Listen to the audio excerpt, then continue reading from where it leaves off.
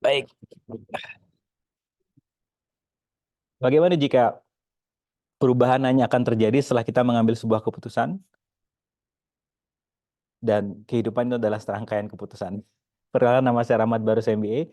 Saya seorang Certified Facilitator Law Attraction, praktisi meditasi, serta fasilitator di Book Club malam ini. Dan seperti yang kita sudah bersama setiap Senin, em, kami dari Berkembang Bersama mempunyai program untuk sekedar review apa yang terjadi di pertemuan kita seminggu yang lalu. Em, Karena memang target kami adalah yang pertama, membuat Anda semakin percaya diri Anda sendiri dan mempertanyakan semua. Dan yang kedua tentunya antusias akan kehidupan ini.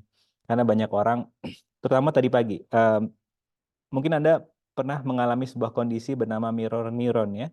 Mirror neuron itu ada sebuah penelitian yang menemukan bahwa kita saat ketemu dengan orang, belum kenal dengan orang itu, kita sudah merasakan apakah orang ini sedang mengakses bad mood atau good mood. Sehingga ketika Anda datang ke sebuah ruangan, belum ngomong dengan orang itu, Anda ingin segera keluar dari ruangan itu. Karena Anda sudah merasa nggak nyaman. Ataupun Anda datang ke sebuah ruangan, ketemu orang baru, belum kenal dengan orang itu, Anda merasa nyaman dengan dia. Nah, ini yang dinamakan fenomena mirror neuron.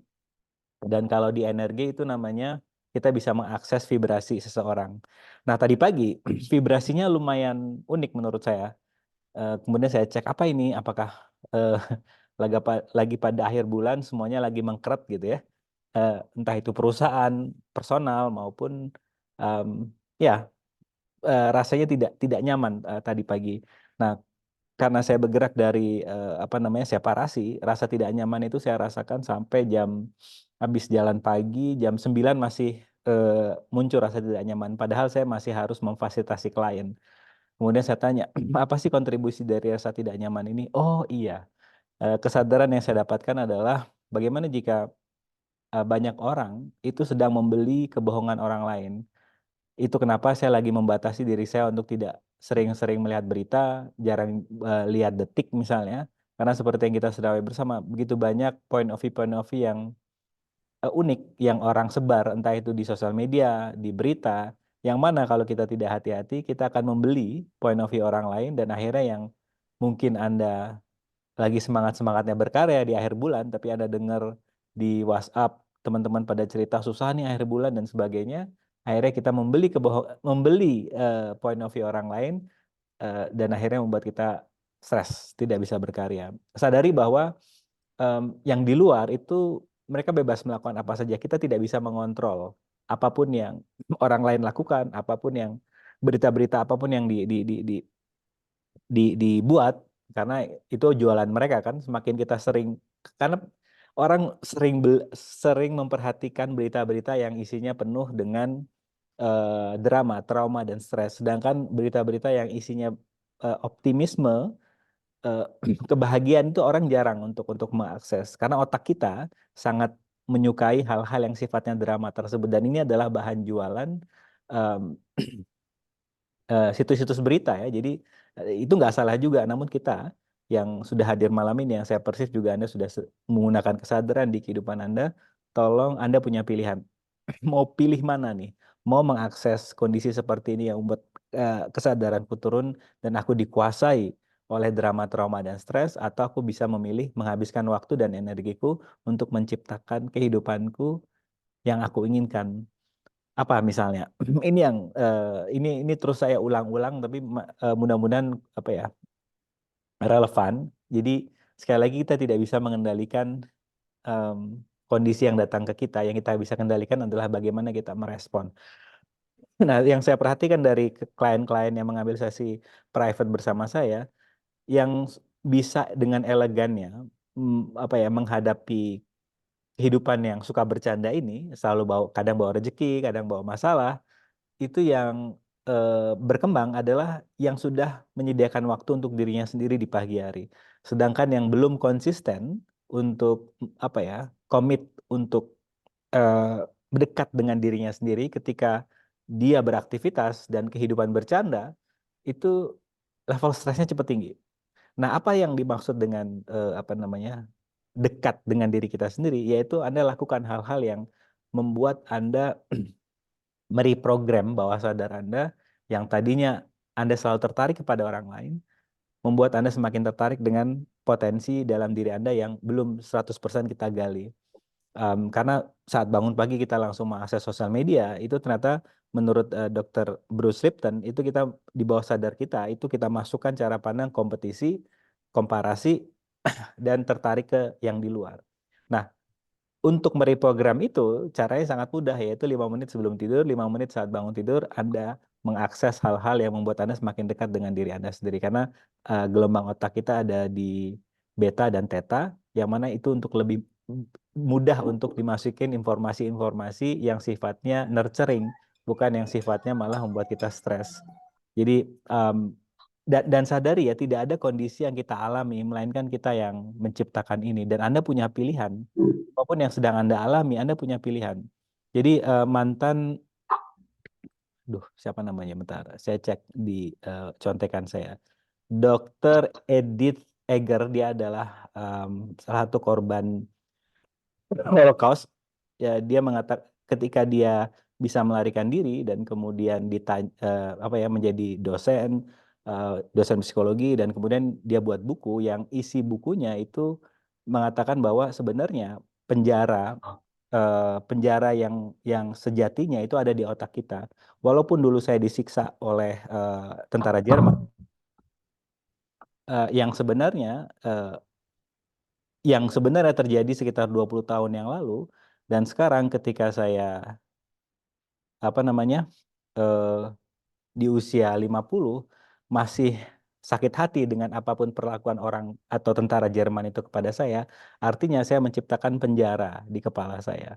Ini sederhana ya, tapi elegan banget. Karena kalau dari pendekatan non duality adalah kalau kita masih tertrigger atau sakit hati dengan perlakuan orang ke kita, artinya kita masih punya ekspektasi terhadap orang tersebut.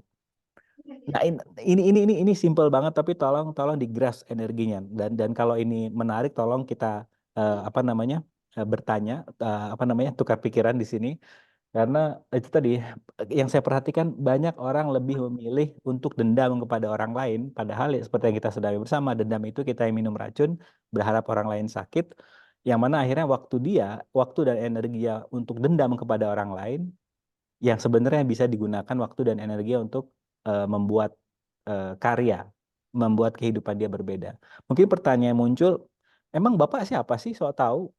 Bapak nggak tahu sih perlakuan orang itu terhadap saya. Iya, saya nggak tahu, dan yang saya berikan di sini adalah pilihannya.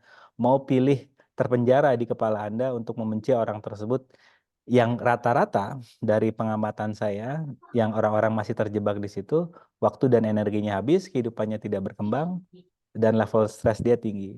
Sedangkan orang-orang yang sudah menyadari, oh menarik ya, kalau aku masih sakit hati dengan perlakuan orang terhadapku, artinya aku mempunyai ekspektasi terhadap orang ini harusnya begitu dong, ini temanku, harusnya dia nggak menipuku dong, ini kan teman baikku. Akhirnya kita mempunyai ekspektasi terhadap orang lain. Itu yang selalu saya tanamkan kepada teman-teman di Berkembang Bersama, baik itu yang ingin berbisnis sama orang lain, sadari bahwa berhenti Anda mempunyai harapan orang lain akan komit.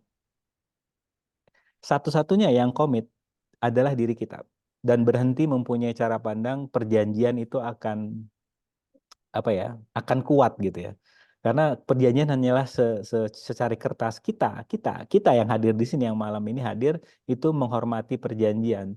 Tapi orang-orang di luar sana, oh my God, dia bebas untuk mengambil pilihannya apakah mau menghormati perjanjian itu atau menusuk kita dari belakang.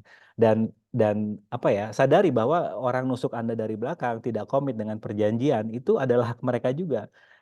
Karena ini juga satu-satu cara pandang yang mungkin agak aneh, tapi tolong juga dipertimbangkan bahwa tidak ada satupun kejadian yang kita alami, melainkan kita yang menciptakan hal tersebut. Jadi jadi Gary Douglas dari Access Consciousness, co-creator dari Access Consciousness, ketika bagian keuangan ya kalau nggak salah itu melarikan uangnya, ada yang bilang ke dia, kamu terlalu percaya sama orang lain ya. Kemudian Gary dengan elegannya jawab, enggak, saya kurang percaya dengan diri saya sendiri. Itu kan banget. Artinya apa? Sebenarnya kita itu sudah diberikan eh, sinyal oleh oleh universe, yang biasanya muncul. Otak kita kan ada dua ya, otak kepala dan otak perut. ada namanya istilahnya gut feeling. Jadi sebenarnya kalau Anda semakin dekat dengan diri Anda sendiri, Anda sudah tahu, ini kok ada yang aneh ya. Oke deh, aku cek lagi perjanjiannya. Aku ajak ngomong dia heart to heart dan sebagainya. Karena eh, se- karena banyak orang yang beranggapan bahwa aku udah buat perjanjian, artinya semuanya akan berjalan lancar.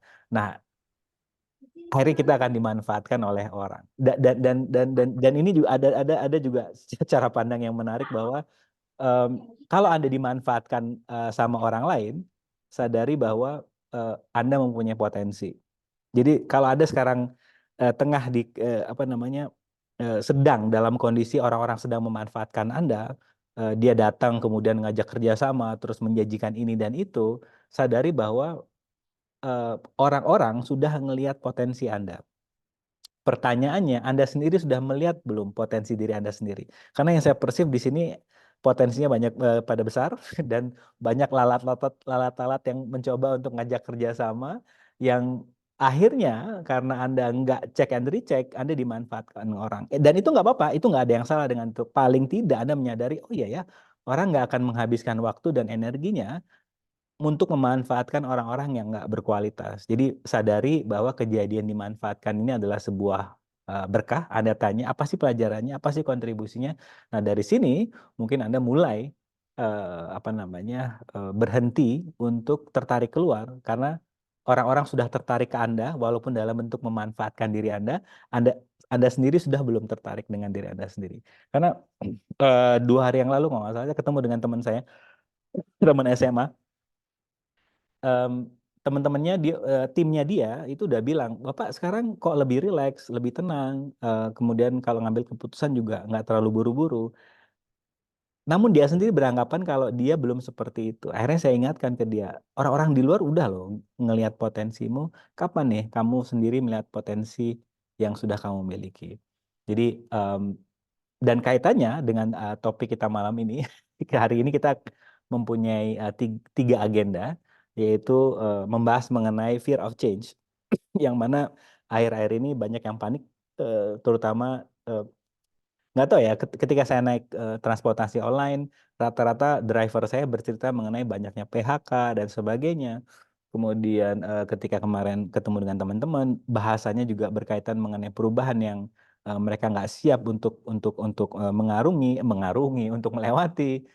Itu ya, kita akan bahas yang pertama mengenai fear of change, apa ya, transform fear of change into productivity and happiness. Productivity and Dan yang kedua dan yang kita kedua kita akan akan launching. Jadi ini ada sebuah AI bot berkembang bersama sudah membuat apa ya, semacam virtual coach yang mana bisa digunakan untuk dengan prompt yang kami buat, dengan susunan kata-kata yang sudah kami siapkan, Anda bisa isi apa namanya kolom yang perlu Anda isi nanti.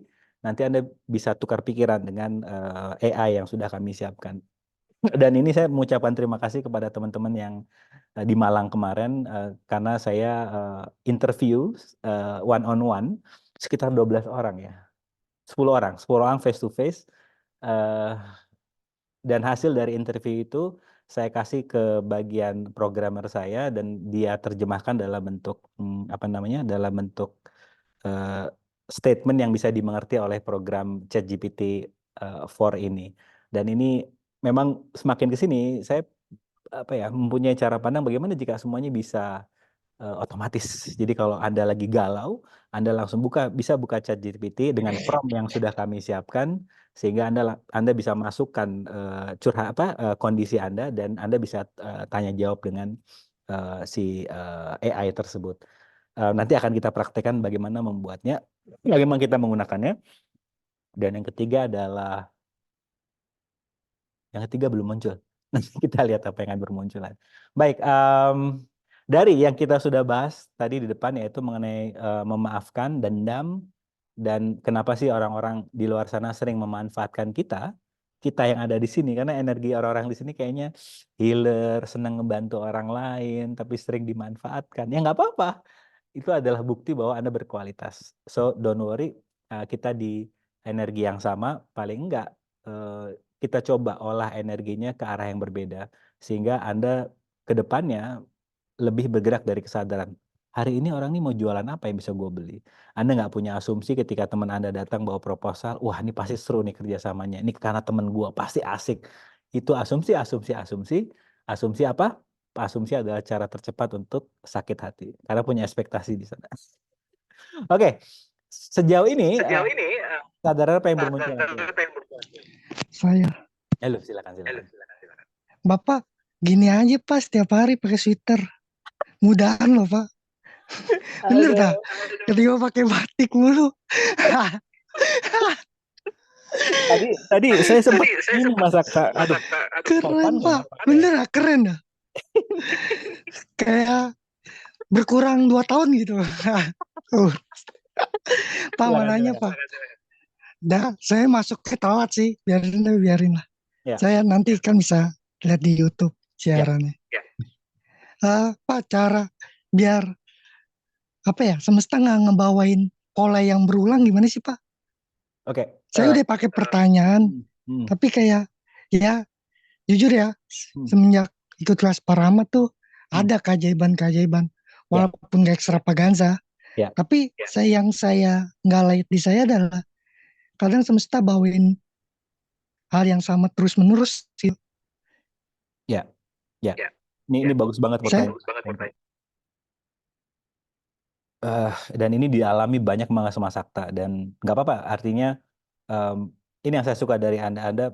Anda ngelihat perjalanan hidup Anda dan kemudian Anda dengan vulnerable-nya cerita ke sini karena nggak banyak yang punya potensi seperti ini.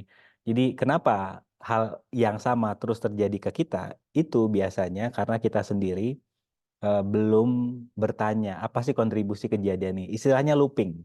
Jadi untuk memutus loop itu, untuk memutus anjing yang ngejar buntutnya adalah arahkan atau fokuskan anjing itu ke arah yang berbeda, bukan ke buntutnya. Nah, menariknya orang-orang yang belum mengakui apa sih kontribusi aku ditipu oleh ini cerita saya ya. Saya tuh rajin banget ditipu orang. Karena saya nggak melihat kejadian ditipu orang yang sebelumnya itu sebagai sebuah pembelajaran, tapi saya bilang gila gue ditipu sama si A nih. Artinya kerja sama gue sama B untuk membuktikan kepada si A kalau aku bisa lebih hebat dibandingkan dia. Jadi proving energinya, bukan menarik ya, aku ditipu sama apa kontribusinya. Sehingga ketika saya sehingga saya ada pilihan apakah mau kerja sama B atau nggak usah kerja sama orang, menggali terus potensi dalam diri saya saja. Jadi looping yang terjadi, saya sering ditipu sama orang itu karena saya belum melihat apa sih kontribusi kejadian ini di kehidupan saya. Apa yang muncul? saya udah bertanya Pak, tapi Hmm. kayak belum ada apa ya? Kalau kata lampu belum tering gitu, Oh, sama belum ini. ada yang nyala gitu. Kamu masih melihat yang kamu alami sebuah kesalahan. Hmm, sebenarnya jujur sih ya, walaupun Ya, saya udah bertanya gitu. ya, ya, ya, ya. Nggak Saya apa-apa, nggak apa-apa. mencoba menerima dan memaafkan, Hmm. tapi kayak lelah gitu Pak. Kayak, Ya, oh kok ini terulang lagi ya? ya, Oke, gue greater nih, gue yang nyiptain. ya, Tapi step selanjutnya belum dapat gitu Pak. ya. Langkah apa yang energinya bisa saya ubah Hmm. untuk setidaknya hal ini nggak terulang lagi gitu. Oke. Saya udah nyoba sih, saya pakai kertas lembar, Hmm. terus saya bilang eh, kejadian-kejadian yang pernah terulang saya catat, Ya. terus saya garis 2, garis Hmm. 3, Hmm. terus saya di garis keduanya adalah cara berbeda apa yang bisa saya lakukan. Ya. Garis ketiganya adalah kalau nggak salah eh, tindakan apa untuk mencegah hal tersebut tidak terjadi berulang. Ya. Jadi ya pas Anda masuk kedua itu Anda belum menerima seutuhnya yang pertama. Sehingga yang ketiganya itu bergerak dari doing. Seperti yang saya alami tadi, Mas Sakta yang saya ceritakan, saya belum menerima seutuhnya kondisi ini, saya ditipu orang dan yang kedua adalah eh, saya belum menerima seutuhnya rasa sakit, rasa gengsi, rasa lu S2 loh, ITB lagi, ditipu orang, malu-maluin kan. Nah, itu belum saya terima dengan seutuhnya gitu. Jadi setelah saya menerima itu dengan seutuhnya dan nggak ada yang salah kok. Toh artinya aku dimanfaatin orang adalah sebuah apa namanya bukti bahwa orang-orang lihat potensiku. Akunya sendiri yang belum. Jadi apa keputusan yang mau aku ambil sekarang? Nah itu lebih elegan untuk masuk ke step tiganya. Karena ketika Anda ngomong step tiganya action, yang saya perceive proving Anda masih terlalu tinggi karena masuk ke step 2-nya Anda masih belum menerima seutuhnya kondisi ini nggak salah dan nggak benar, hanyalah sebuah kondisi yang menarik saja. Apa yang muncul?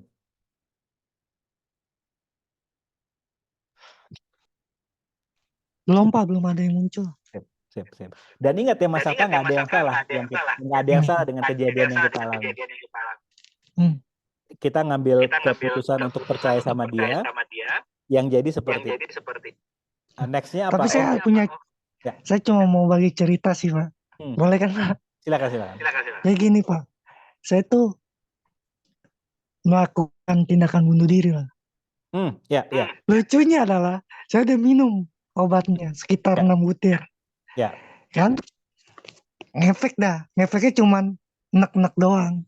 ya, Terus oke, gue mau begini ngerasain neknya gue, atau gue mau apa ya, ibarat kata gue mau merasakan terus penderitaan kayak gini, atau gue ubah.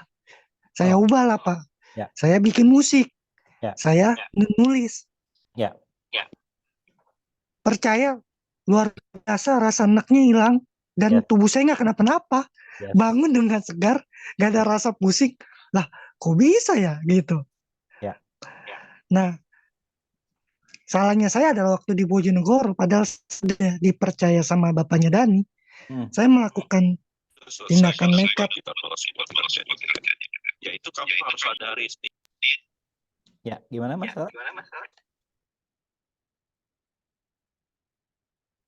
Iya, jadi saya kemarin melakukan nekat, nekat ya, minum obatnya Dani, terus maaf, tanda kutip minum alkohol juga. Uh, Akhirnya saya nggak sadarin diri 2 hari. Tapi silaturahmi saya sama keluarganya Dani masih percaya. Sebenarnya ya, keluarganya Dani kayak masih percaya sama saya. ya, Cuman dia masih mungkin takut kali. ya, Karena takut saya nekat lagi. Sebenarnya waktu di sana saya merasa ada yang merasa dapat pengalaman baru gitu, kayak oh, keluarga kelas menengah begini ya. Mereka saat orang-orang susah ngomongin besok makan apa, orang-orang kelas menengah ngomongin investasi di mana, hmm, di ini dan lain sebagainya. ya, Saya dapat banyak inian, dan ya, kami masih berhubungan gitu. ya, Walaupun saya di Jakarta, di Bojonegoro, hmm, dan di situ kalau yang saya dapat pelajarannya adalah selalu ada pilihan sih di ya, kondisi terburuk apapun gitu.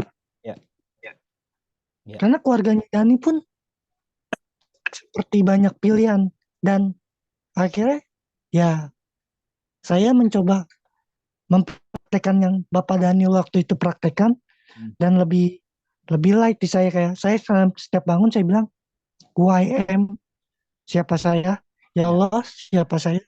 Dan sekarang keluarga jadi pada peduli, ya, orang lain tuh ke saya lebih apa ya, bukan lebih menyepelekan tapi lebih menyegani, ya, lebih menghormati. ya, Padahal saya nggak minta dihormati kan. ya, Kan kata Bapak, balik dulu ke diri ya kan. Ketika ada leader yang dijauhin sama para anak buahnya, dia ya, balik ke dirinya dan mendekat. ya, Dan itu yang saya rasakan sih Pak. ya, Dan semenjak saya ikut kelas Bapak tuh kayak di stigma ada sesuatu yang berat, kayak lebih easy gitu, ya, melewatinya lebih mudah. ya, Kayak tadi saya habis di judgement lah sama kakak saya. Cerita ke tetangga biasa. Saya bilang, oke, gue mau marah atau gue ubah energinya nih jadi sesuatu. wow, Akhirnya saya coba. ya, Keresahan saya bikin aja di instrumen musik. ya, Jadi ini musik. ya, Dan lebih light. Dan sekarang saya gak peduli hasil. ya, Saya udah ngelakuin ini sekitar seminggu Pak. ya, Saya bikin instrumen musik aja. ya, Tanpa peduli hasilnya gimana, tanpa peduli ini gimana. Saya cuma jalanin prosesnya, menikmati ya, hasilnya. Ada saya syukuri, tidak ada saya ngambil keputusan lain. Keren, keren, keren. Seru, seru. Thank you, Mas. Wow. Lebih light lah Pak. Ya. Sekarang tuh lebih gampang gitu Yes, menjalanin. yes. Kalau dulu kan di judgement orang nih Pak, pasti saya tuh uring-uringan di kamar, tutup pintu, Ya, 3 hari gak keluar. ya. Sekarang tuh ya udah, gak mau dianggap apa, silakan. Itu proyeksi pikiran mereka kan. Yes. Ya. Dan sekali lagi saya untuk teman-teman di sini dan Mas Satria juga, saya nggak bilang kepada Anda nggak boleh marah, Anda nggak boleh uring-uringan, nggak ya. Karena marah, uring-uringan itu adalah hak Anda. Yang biasa saya lakukan adalah eh, apa namanya, mengasih waktu di timer. Istilahnya indulging. Oke, 5 menit aku marah-marah. 5 menit ini aku melampiaskan apa kemarahanku, unek-unekku. Nanti setelah alarm itu bunyi, oke, pilihan berbeda apa lagi yang mau aku pilih. Karena energi tidak bisa dihancurkan, tidak bisa diciptakan, hanya dapat dirubah bentuk. Nah, kalau Anda lagi marah dan Anda tahan, karena Anda berkata, si Rahmat pernah ngomong nggak boleh marah. Aduh, nanti Anda marah di kondisi yang kurang tepat. Jadi jadi tolong marah, tolong maki-maki, tolong apa ya, lampiaskan energi Anda. Dan kebetulan Mas Sakta sudah memilih yang berbeda, yaitu bikin bikin musik, yang mana itu juga energi kan, mentransmute istilahnya, mentransmute energi dari marah, dari energi marah menjadi energi musik. Jadi nggak sangat tidak disarankan kita di kondisi seperti ini yang lagi dikelilingi dengan negativity 100% berusaha untuk bergerak dari kesadaran. Nggak, maksud saya durasinya Pak. Ya, Kalau dulu kan bisa 3 hari, ya, kalau sekarang paling cuma 5 menit, 10 ya, menit, sakit hati, ya, selesai, ya, udah gitu. ya. Itu keren tuh. Itu keren tuh. Ya, karena dengan begitu, jadi gini, kebanyakan orang habis waktunya di marah dan dendam itu karena seolah-olah mereka nggak punya pilihan. Dan rata-rata kalau kita cek energinya atau kita tanya, kenapa sih kamu marah sama dia? Karena dia sendiri nggak pingin marah. Artinya aku nggak boleh marah sama orang ini. Yang terjadi adalah malah dia semakin marah. Jadi Pak, satu lagi boleh gak Pak? ya, Kalau boleh nanya kan Pak, ini silakan. Pak saya mau bahas tentang kesadaran kolektif. Hmm, Bapak setuju gak sih Pak? Kalau kita berkumpul dengan orang yang sama ya, kesadarannya, maka semesta akan jauh lebih mungkin mewujudkan dan ya. merealisasikan impian, entah itu dream atau apa, jauh lebih cepat. Ya. Nggak tahu ini jawaban saya relevan atau enggak ya. Tapi yang saya baru tadi pagi saya dengar ada nama istilahnya mikrobiome. Mikrobiome di perut kita itu yang berkaitan mengenai pencernaan. Itu ternyata kalau orang kanker nggak salah yang pencernaannya sudah nggak berfungsi dengan baik, itu dia bisa transplant kotoran manusia yang mikrobiomnya bagus.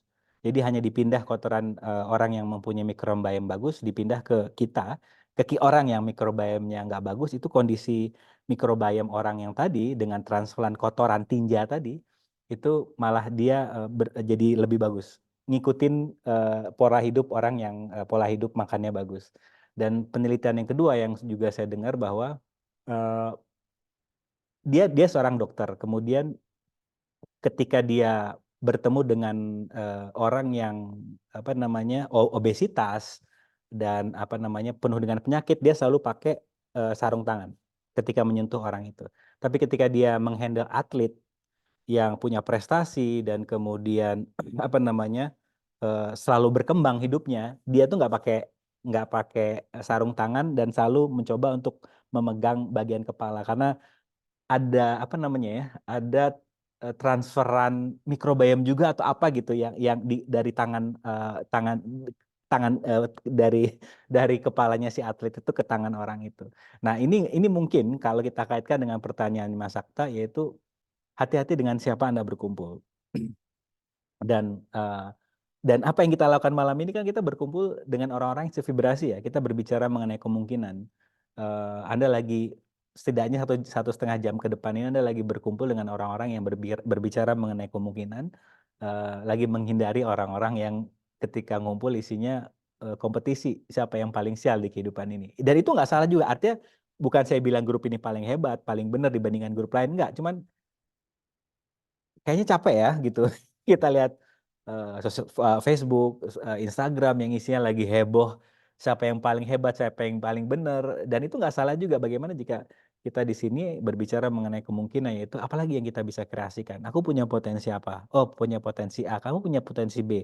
Yuk, dari potensi kita masing-masing, kita mau menciptakan karya apa nih? Gitu. That's my interesting point of view about connected awareness. Oke, dari statement tadi apa yang muncul? Teman-teman di sini.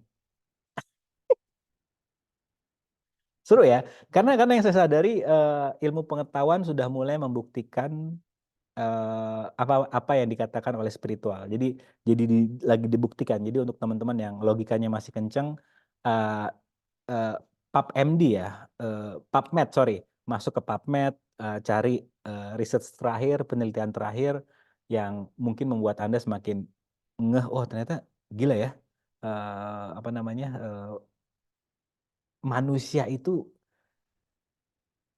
hebat banget gitu, sampai kita bisa nyembuhin orang lain hanya dengan tinja kita, asal pola hidup kita sehat ya. Kita akan bisa ngebantu orang yang apa namanya, bermasalah karena pencernaannya yang kurang sehat. Itu kerennya manusia. Jadi mungkin kalau ada klien Anda atau teman Anda yang masih eh, ingin berfungsi dari self blame, kemudian amit-amit pengen bunuh diri misalnya, Anda bisa ingatkan dia. Tapi tetap pilihannya kita serahkan ke dia. Ingatkan saja bahwa dia mempunyai potensi yang besar.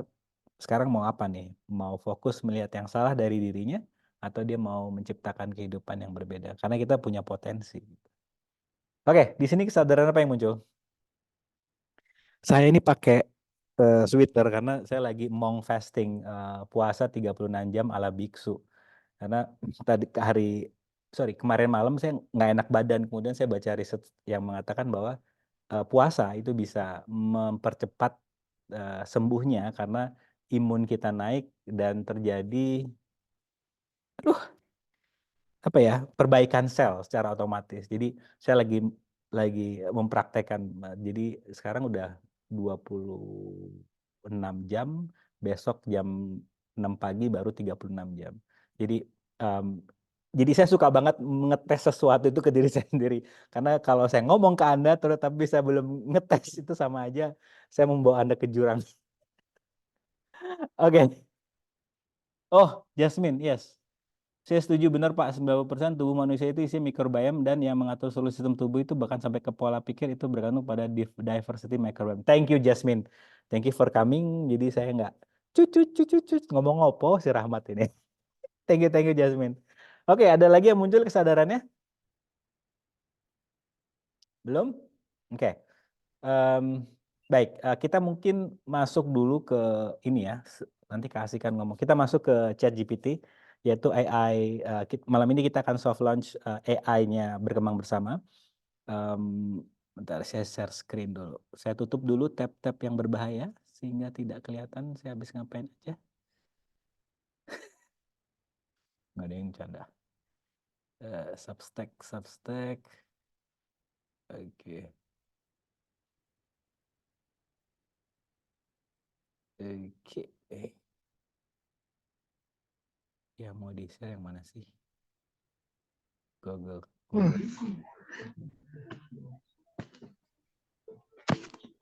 Oke. Jadi kita masuk ke berkembangbersama.com. Ini adalah apa namanya, AI bot kita, menemani Anda untuk berkarya sesuai dengan potensi unik di kehidupan yang selalu berubah. Jadi promnya seperti nanti kita rancang promnya, Anda tinggal masukkan kolom yang Anda sesuaikan dengan kebutuhan Anda. Misalnya, tolong siapkan 30 hari daily action untuk membuat buku dimulai tanggal 1 Februari dengan pendekatan Tiny Habit BJ Fogg.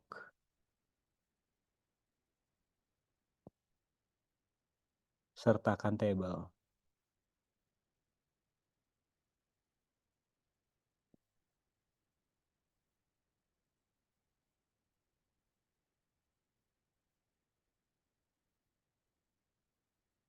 Ini kelihatan kan ya? Kelihatan, Pak. Oke.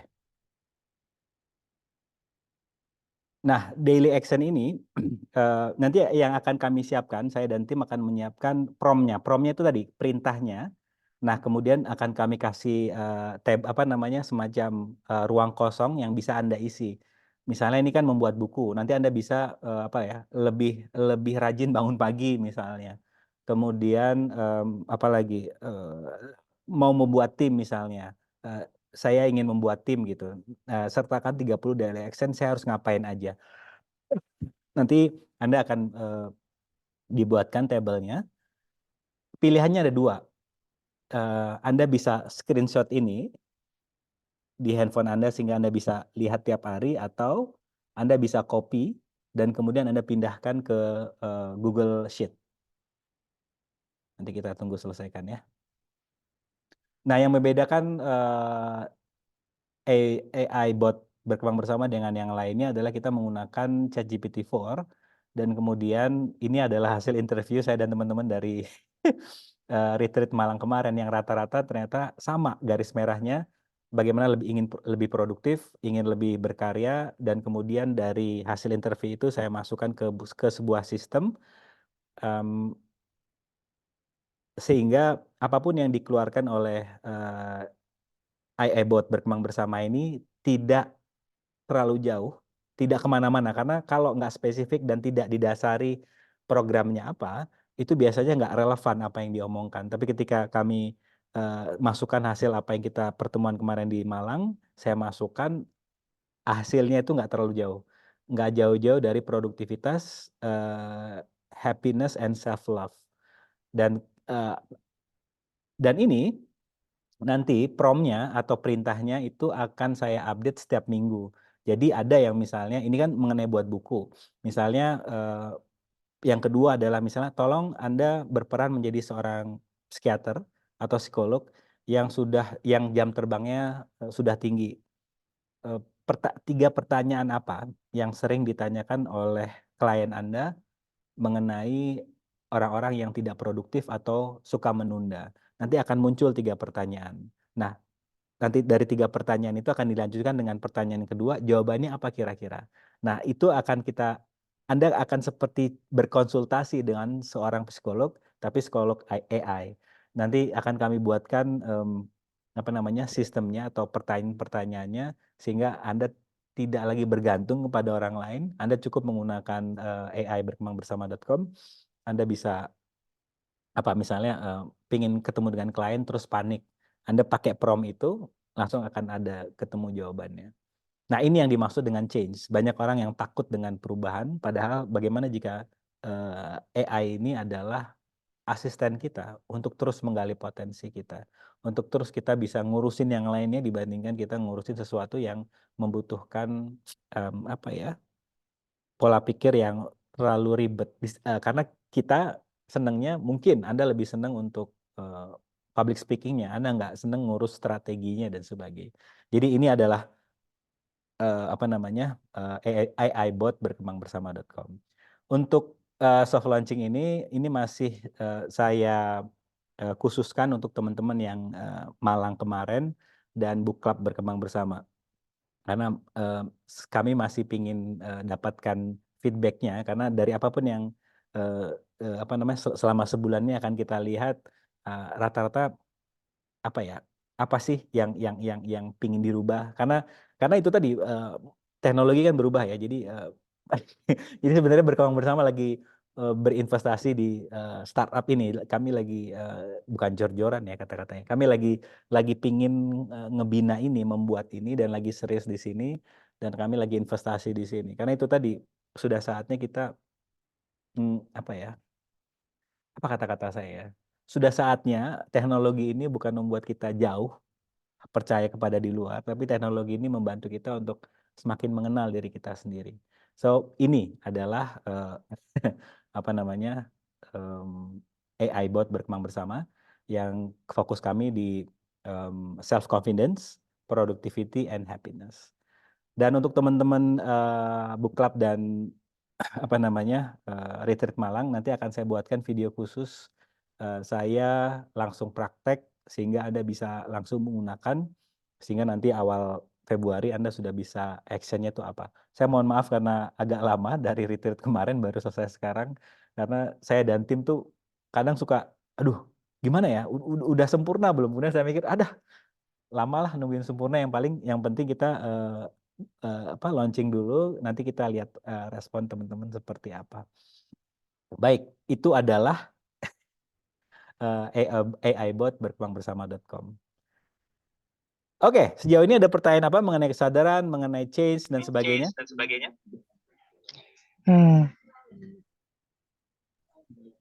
Apa? Ya, silakan. Ini Pak nih Pak, saya lagi munculnya dari kemarin tuh expert Pak, jadi expert. Saya ada gak sih tips Pak atau trik gitu cara kita bisa menikmati proses kita menuju dalam usaha kita menuju menjadi seorang expert Pak. Oke. Karena saya merasa perlu nih menjadi expert gitu. Apa definisi Anda expert ya? Orang yang dibutuhkan kemampuannya, itu sih di saya. Orang yang diandalkan, yang kemampuannya tuh apa ya, unik, berbeda di antara yang lain. Jadi karena unik, jadi dibutuhkan gitu. Nah ini menariknya ya. Dr. Edith Egar ya, Dr. Edith Egar yang mantan korban Holocaust itu mengatakan bahwa kita bisa melakukan hal yang sama. Kita di sini semua bisa melakukan hal yang sama, tapi energinya berbeda. Jadi ketika Anda mengatakan expert, di saya agak-agak heavy, karena expert itu penuh dengan judgment. Bagaimana jika, ada kalau nggak salah ahli marketing pernah mengatakan, it's not about you being expert, but kamu menjadi menjadi orang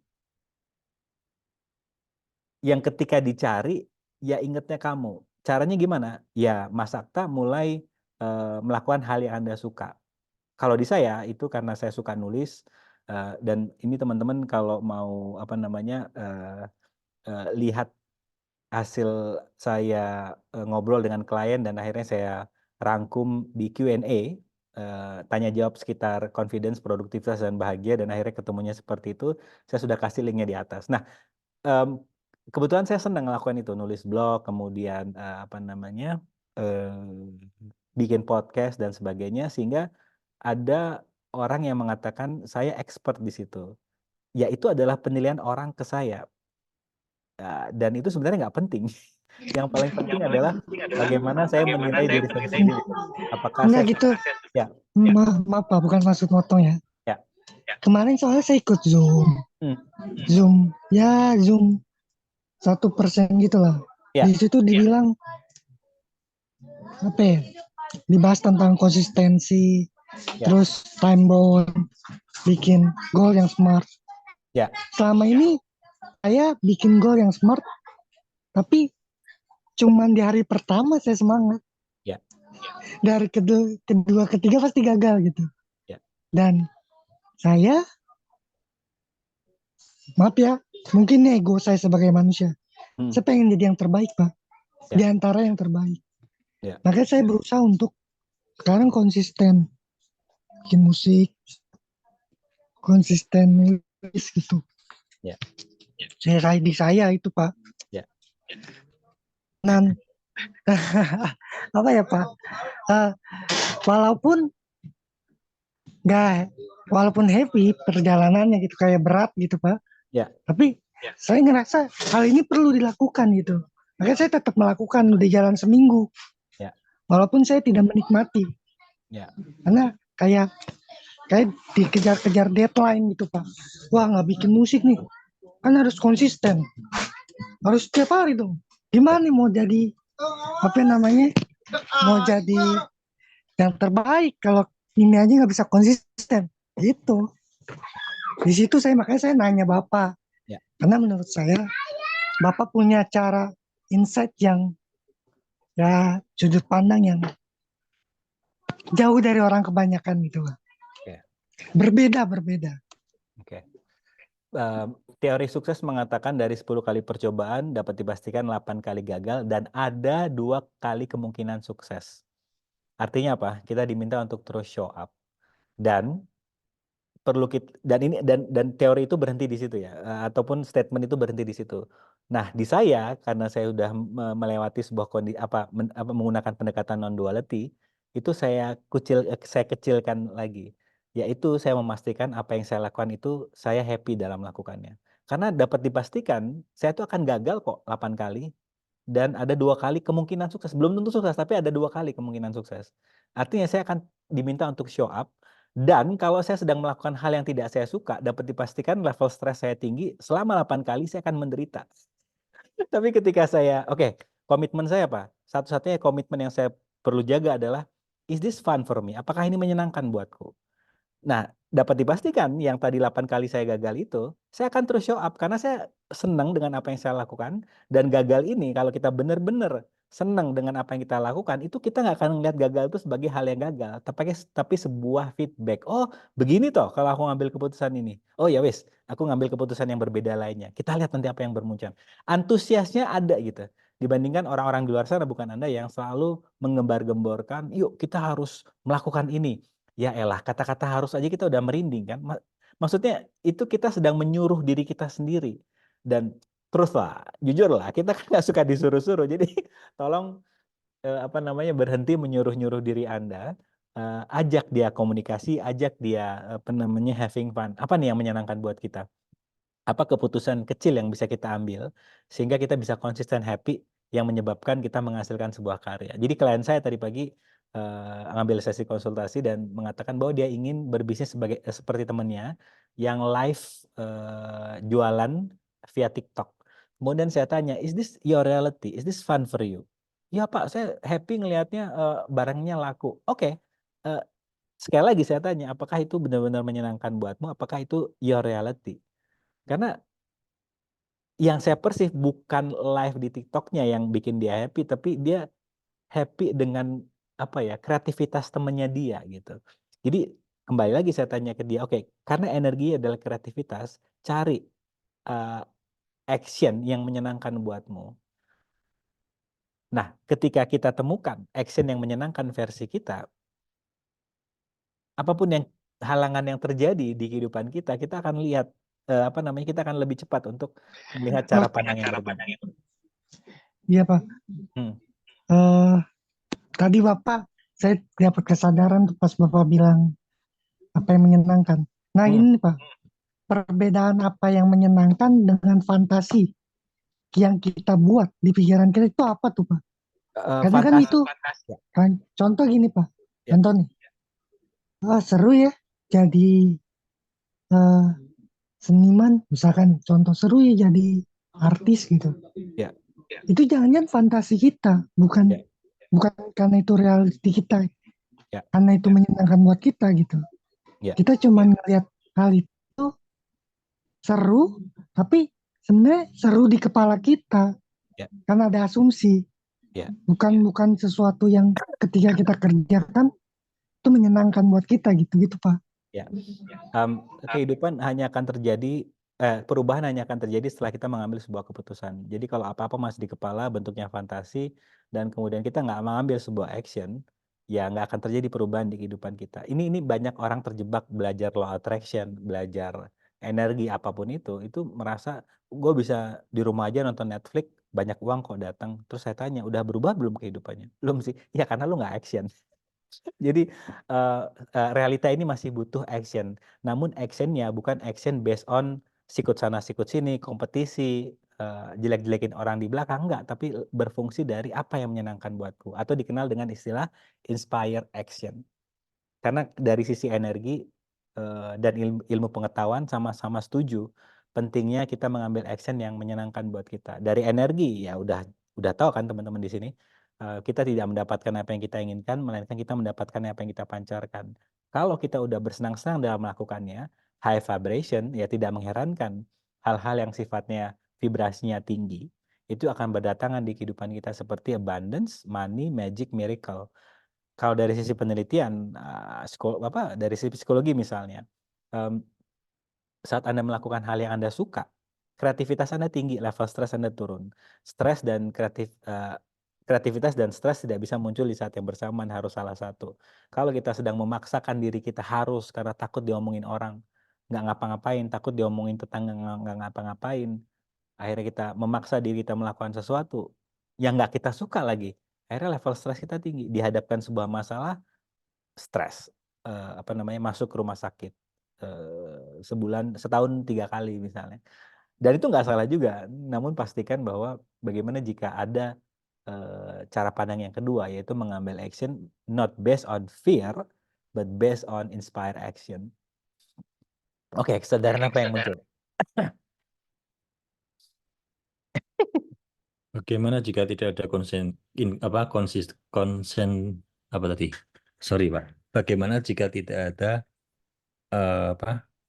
Saya kok agak hilang, blank tiba-tiba. Konsisten. Oh, oke. Ya, ya, Itu kesadarannya. Karena ya. harus saja kata-kata harus itu sudah merinding ya. Bagaimana dengan konsisten gitu kan? Jadi Yes. maka teorinya siapakah kita hari ini itu akan hilang. Ya, ya, ya, Konsisten sebagai pemusik menciptakan sebuah lagu gitu. ya, ya, ya. Wah, ini ngomong-ngomong mengenai pemusik, Pak Daniel, jadi ada musisi yang diwawancari seorang psikolog, sorry, Adam Alter PhD, bukunya, Unstuck kalau nggak salah, dia pernah wawancarai seorang pemusik yang cukup terkenal, tapi saya lupa bandnya.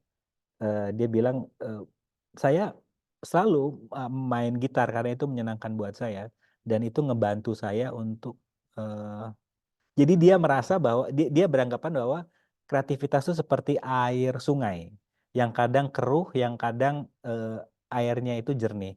Nah, ketika dia terus memainkan lagu, ngerekam, air yang keruhnya itu akan lewat, diganti dengan air yang jernih. Sehingga, "Wah, ini nih, apa namanya, eee eee, note-nya keren nih, ini liriknya oke nih, ini, kok, eee, alurnya enak nih lagunya," gitu. Tapi itu hanya akan terjadi setelah dia, bermain musik yang dia suka. Dia kayak beranggapan bahwa gelasnya itu, dihabiskan dulu yang kotornya, yang keruhnya, sehingga akan terisi yang jernih. Tapi itu, yang perlu kita sadari, si orang ini senang main musik gitu. Jadi, Jadi kalau bukan konsistennya kan Pak yang ya, diambil. ya, dia Ya, senang gitu. sama seperti ya saya tidak langsung terima ceritanya dari lagu Sayang itu ya. Ya. Ya, lagu Indonesia judulnya Sayang itu kan terkenal Heeh. banget. Itu yang penciptanya masih kerabat kita. Oh, Ya dia cuma itu sebenarnya bukan lagu murni, dia kan ngambil dari lagu Mandarin. Ya dia oh, cuma hanya ganti-ganti lagu aja gitu. Dia memang suka musik, cuma ya, dari beberapa lagu yang diciptain dan dibawain oleh saudaranya nggak ada yang berhasil gitu. ya, ya, ya, Jadi dia nyiptain musik, ada temennya deket, itu heeh, buat band. Yang nggak ada yang berhasil. Tiba-tiba lagu yang sayang ini, ulang yang Mandarin itu, yang Sayang itu dia langsung nge-booming kan. iya, Ya, iya, dia makanya saya lihat orangnya nggak konsisten. Maksudnya dia tidak merasa konsisten, tapi setiap hari memang memegang organ. yes, Hidupnya di situ gitu loh. yes, yes, yes, Ya, yes, jadi yes, yang saya ingin kesadarannya kalau konsisten itu yang saya dapatin akan bukan menggagalkan, itu bertabrakan dengan teori UME, kita siapa. yes, yes, Seperti itu. yes, Tapi pada intinya kan kita akan menuju ke suatu tempat yang tadi orang akan mengatakan kita expert, padahal kita hanya biasa melakukan dengan ya, senang. yes, Seperti itu, yes, Pak yes, Rahmat. yes. Thank you Pak Daniel, dan keren banget nih. Thank you Pak. Jadi gimana ya?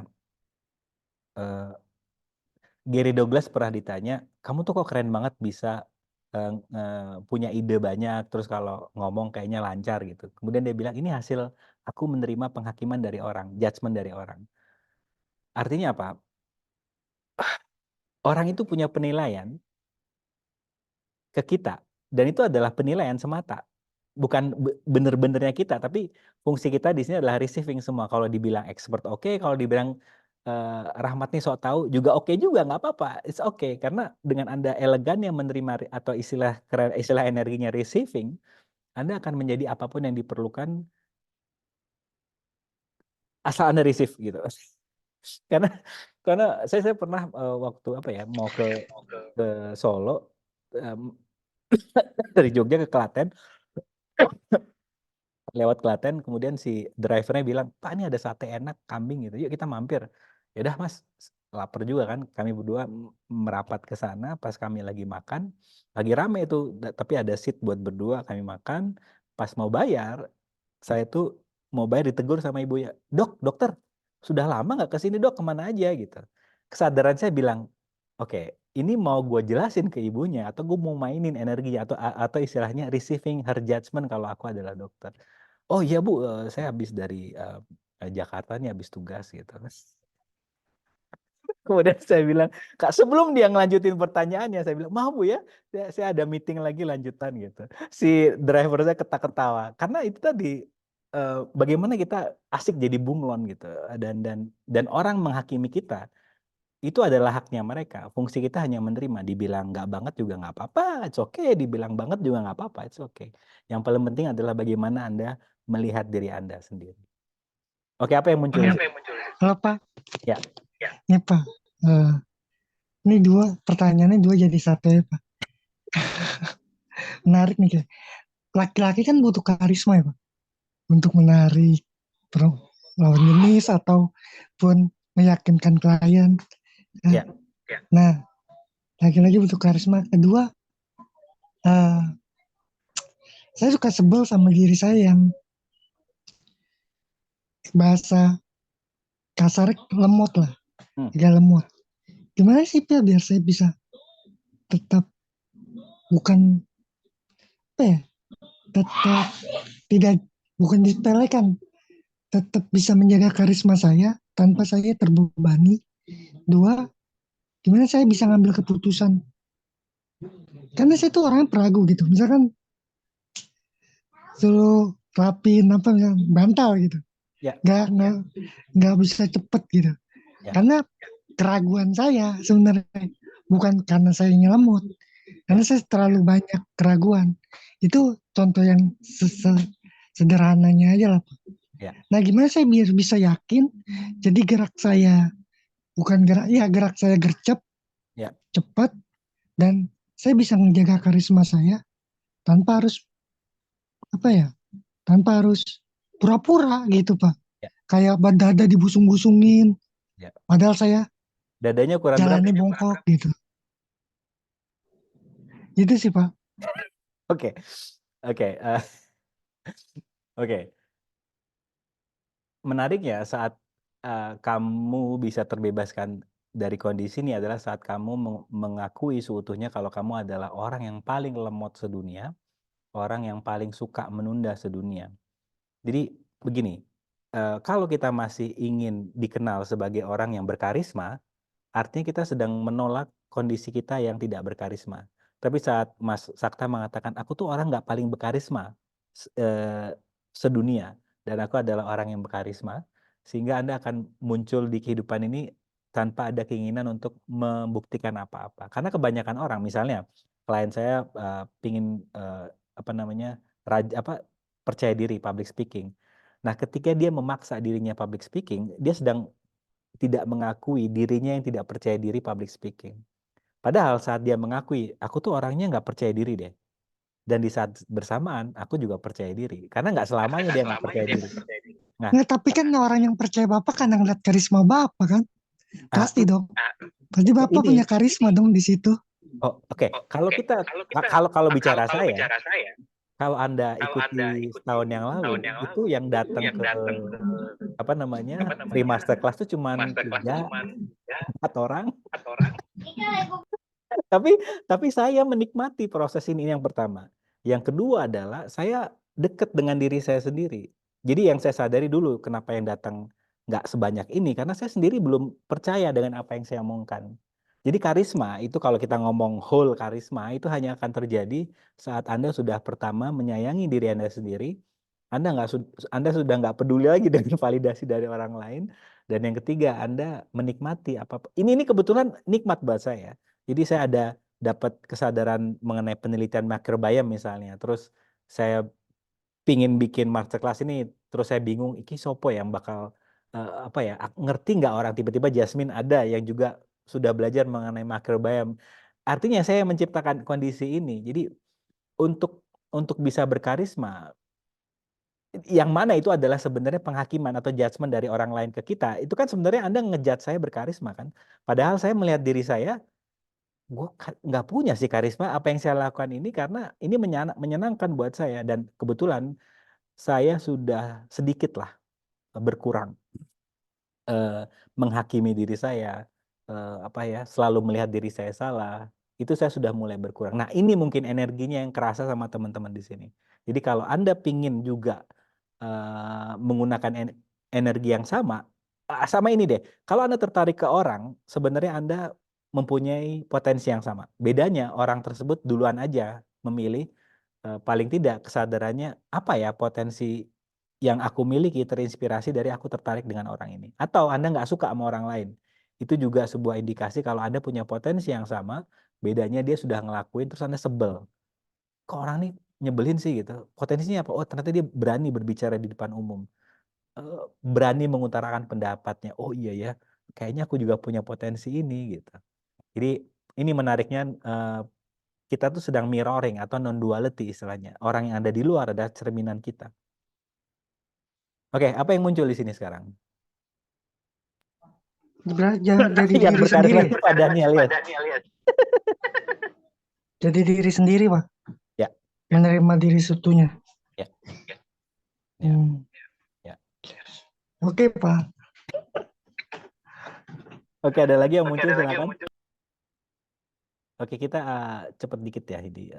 Sorry kalau agak kelamaan. Embracing change in the world. Jadi kebanyakan orang itu lupa bahwa salah satu yang permanen di kehidupannya adalah perubahan itu sendiri. Jadi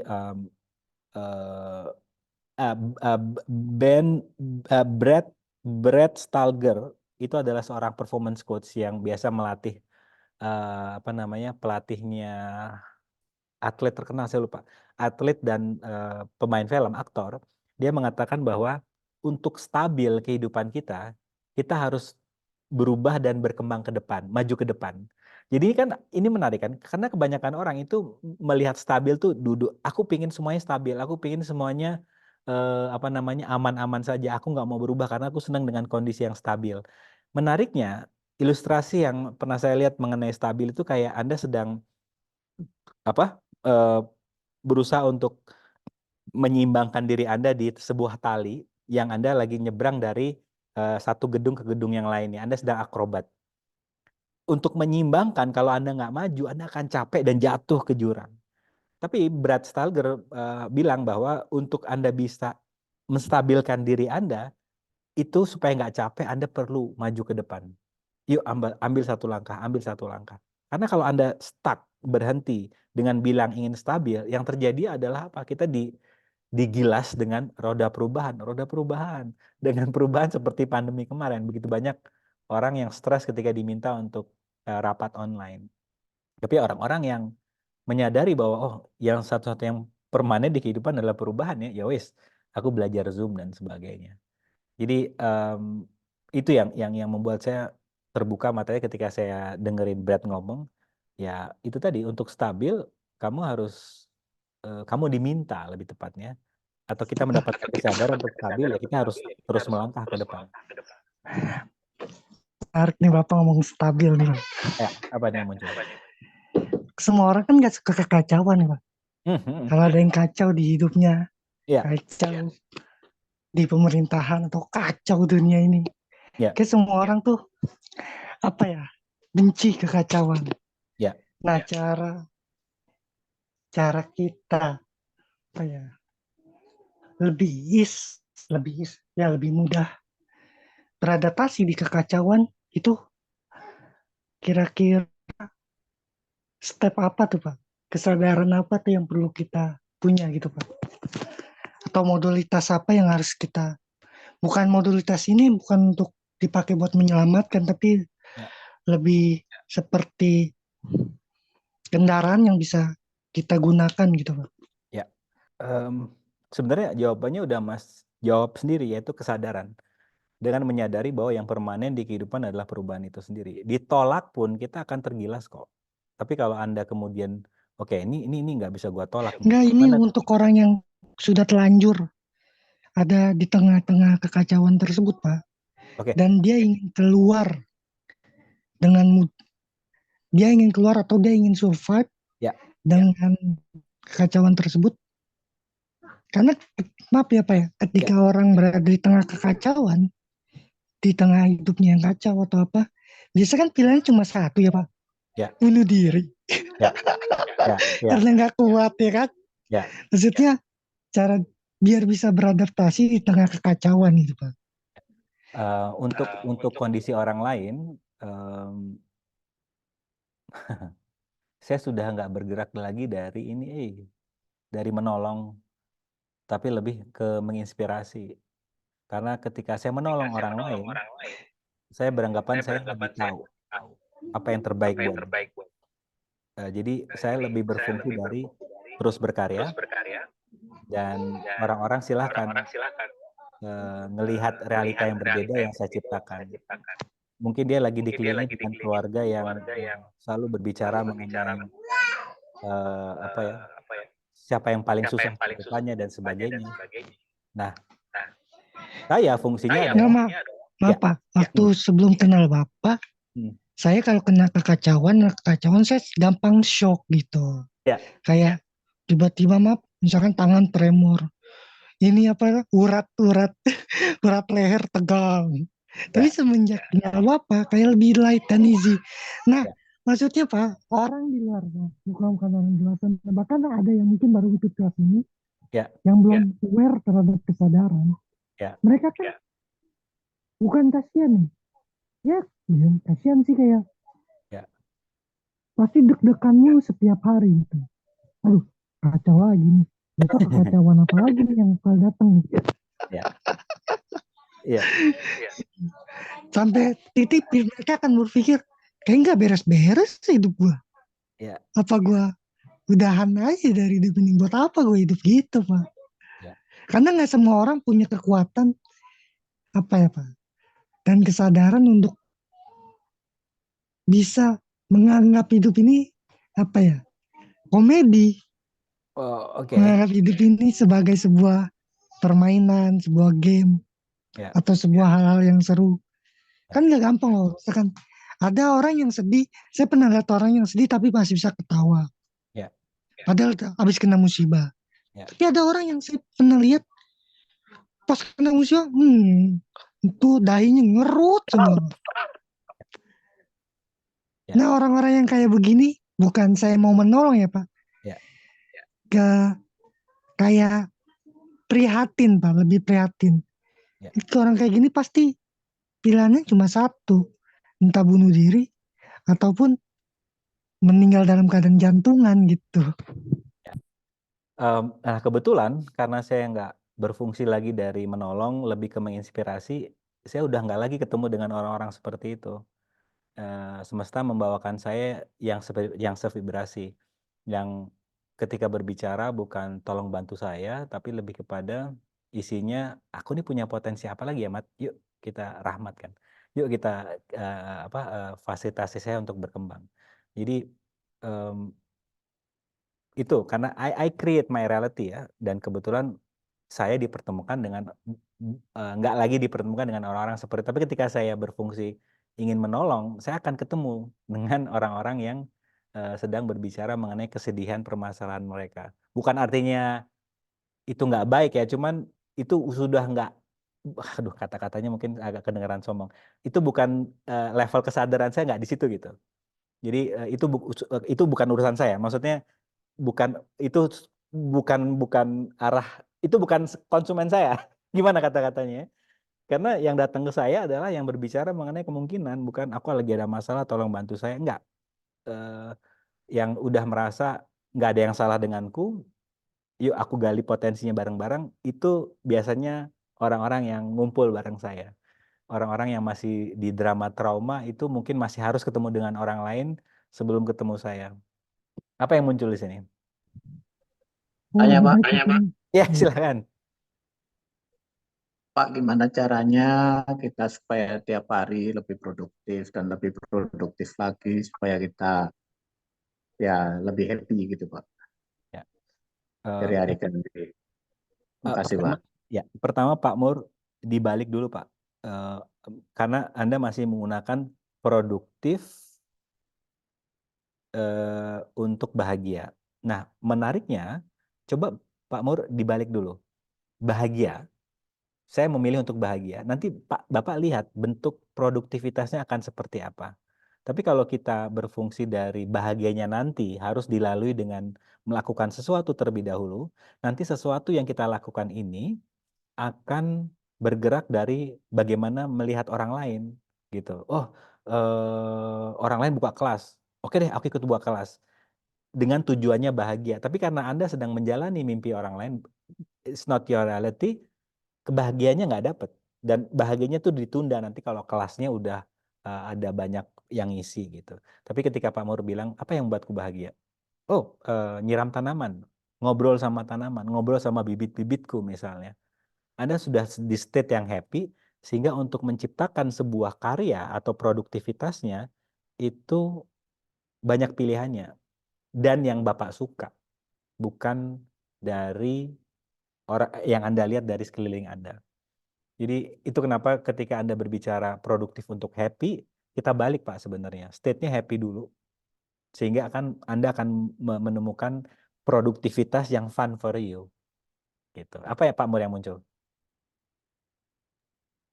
Ya memang berangkatnya dari happy, cuman Hmm. supaya kita lebih ya terutama saya kan lebih produktif lagi hari ini, Ya. terus besok melebihi lagi hari ini. Nah itu terkadang kan ada apa kendala-kendala juga yang ada di lapangan ya terutama Hmm. kayak misalkan cuaca Ya. hujan dan lain sebagainya sehingga eh, itu membatasi juga. Tapi kalau misalkan hujan ya petani kadang-kadang kan nggak berani nanam, Ya. Ya. atau pas kemarau juga begitu. Nah, kadang-kadang kan harus cari strategi seperti apa yang bisa memungkinkan untuk apa namanya ya supaya kita lebih produktif daripada kemarin kalau misalkan hari ini Ya. ataupun besok ya, lebih produktif dari hari ini dengan adanya keterbatasan yang ada gitu Pak. Yes. Dan menariknya Pak Mur, Bapak akan bisa mendapatkan strategi yang banyak asalkan Bapak dalam state yang bahagia. Jadi ini mungkin agak kedengarannya apa ya, annoying ya, tapi saya selalu membawa ke bahagia dulu. Karena bahagia adalah state yang alami buat kita.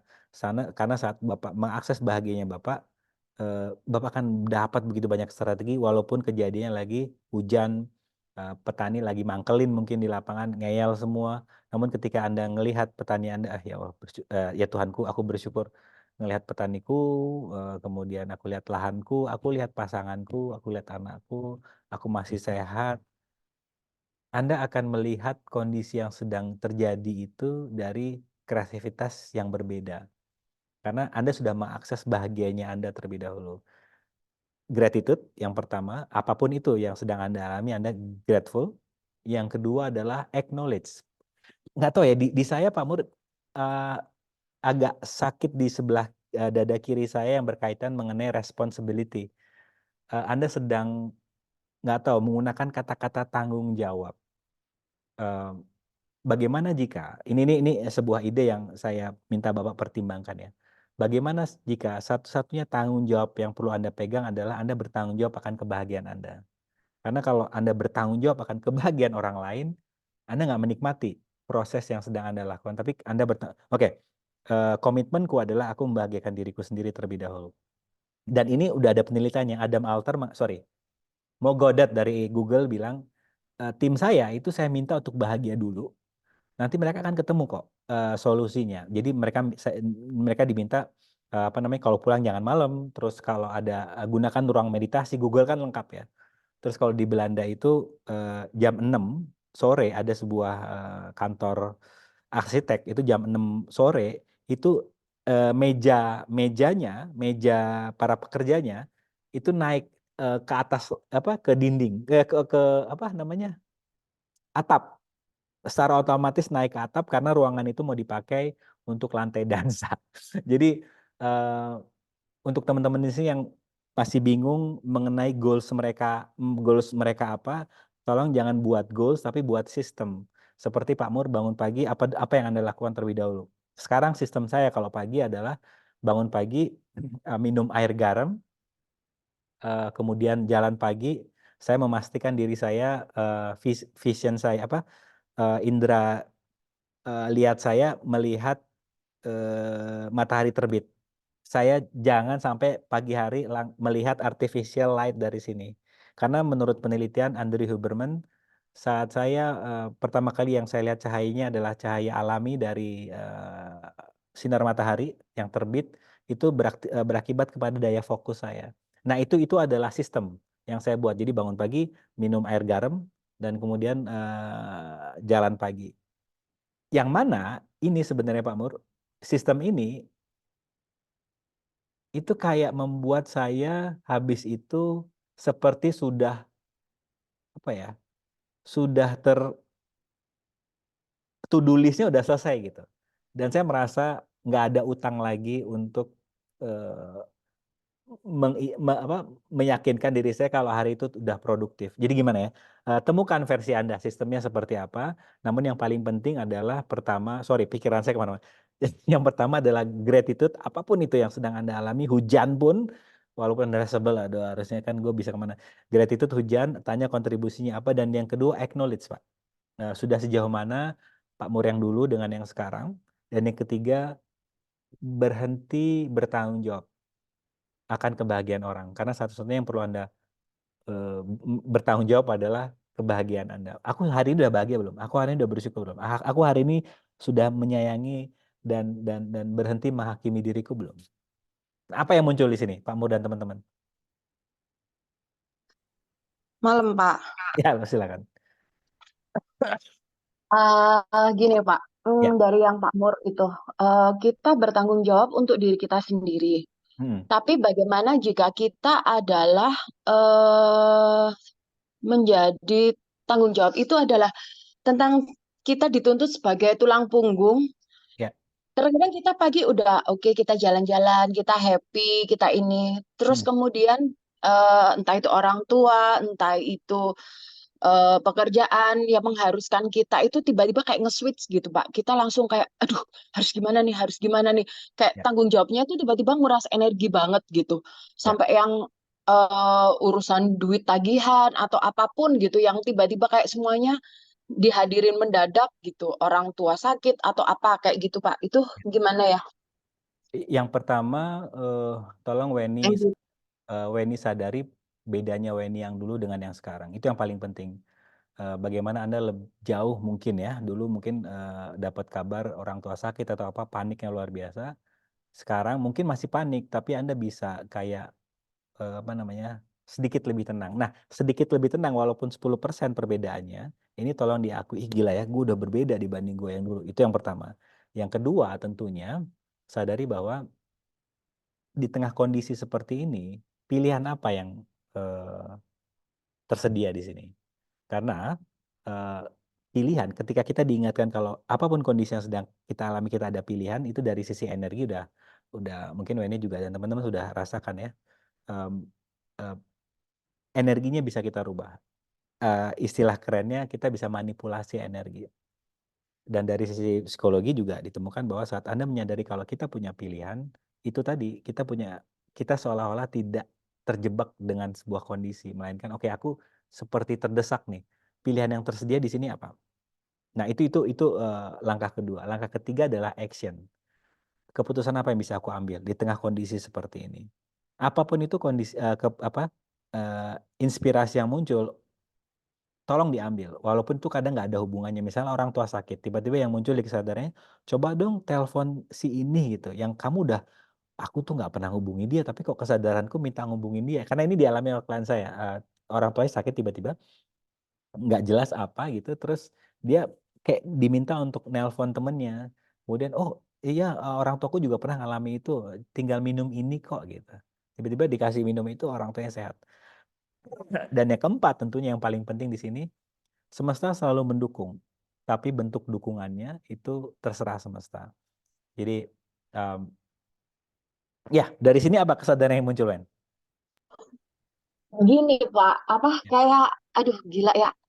Di otak itu kayak gini, oke, aku sekarang lebih lebih bisa tenang, oke, gitu. Aku dulu udah bisa ngelewatin ini, oke, dulu ini berkali-kali udah pernah terjadi gitu. Ya. Sampai ngapain ya bersih-bersih atau ngapain ya, pokoknya apa aja jalan gitu. Otak itu kayak pengen, aduh apa nih, aku nggak pengen nih keadaan kayak gini lama-lama. Ya. Sampai aku berkali-kali tanya, ini kontribusinya apa ya yang harus aku rubah ya. Oke, aku tahu, aku pengen mengurangi merokok. Kemarin aku bilang, Bodi, berhenti merokok yuk. Kalau setiap aku mau merokok, bikin pusing, ya beneran pusing, Pak.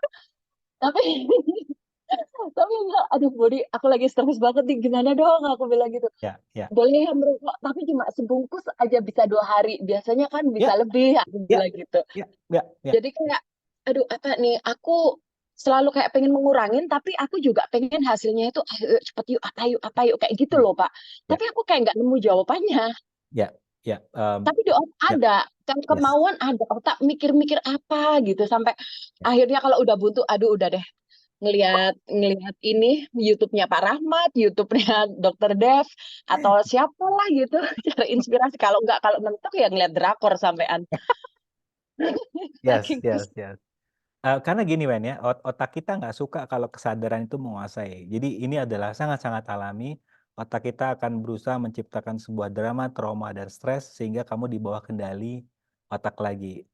Itu kenapa saya meminta Weni untuk melakukan modalitas apapun itu, misalnya bars, misalnya apa, ketemu dengan orang-orang yang vibrasi di Malang, ngobrolnya mengenai kemungkinan dan sebagainya, itu membantu kesadaran kita menjadi penguasa. Karena otak kalau jadi tuan itu menakutkan, tapi kalau jadi pelayan itu sangat-sangat menyenangkan. Nah, otak itu nggak suka kalau kesadaran menguasai dia jadi pelayan. Dia akan mencari cara supaya kamu lagi panik. Nggak mungkin loh hidup itu berjalan dengan lancar.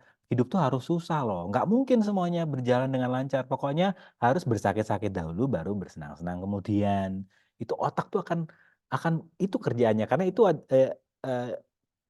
kita diciptakan dengan otak yang penuh curiga, sehingga kita bisa bertahan hidup dari serangan binatang buas dan tanaman beracun nenek moyang kita dulu, sehingga kita bisa regenerasi sampai sekarang.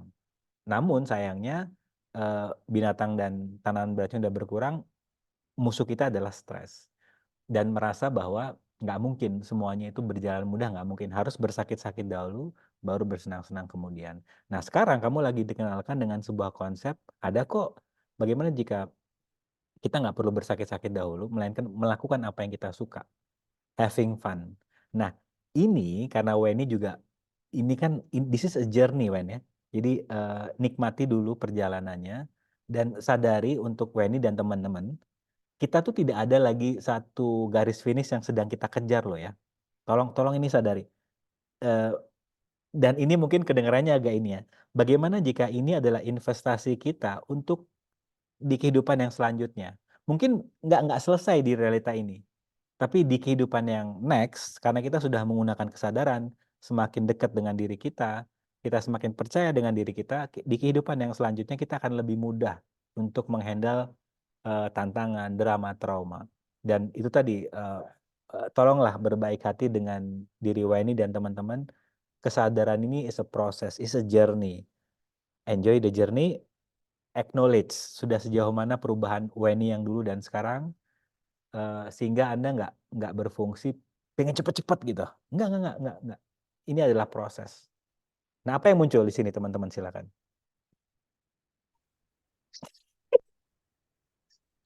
Maaf Pak, sekali aku tanya, bagaimana tapi kalau kita dengan pekerjaan yang kita cuma di depan komputer, kita bisa nggak bertemu orang, bisa sampai hampir selama waktu kerja kita nggak sama sekali nggak, hampir tidak bertemu orang, paling ketemu orang cuma grab makan udah gitu doang, Ya. dan tidak diperbolehkan untuk berkomunikasi dengan siapapun gitu. Kadang kan kita ada jenuhnya ya Pak ya. Ya. Terus belum lagi masalah keluarga, belum lagi masalah yang lain-lain gitu. Tapi kita dituntut untuk fokus itu kadang yang, aduh gila, aku berasa kayak gila ya. Ya aku tahu sih introvert, tapi ya kadang aku gila juga kali. Itu sebabnya sekalinya udah pergi, udah langsung ngilang aja. Kayak udah sendiri aja. Yes. Itu pasti gimana Pak ya? Oke, ini agak klasik tapi ini energi di sini. Apakah kamu suka sama orang lain? Suka. Katanya tadi introvert. Ada kalanya maksudnya di saat kita lagi penat gitu, adalah kayak ngobrol sebentar, oh Iya. oke, Iya. sama teman mungkin 30 menit udah selesai, udah gitu. Iya.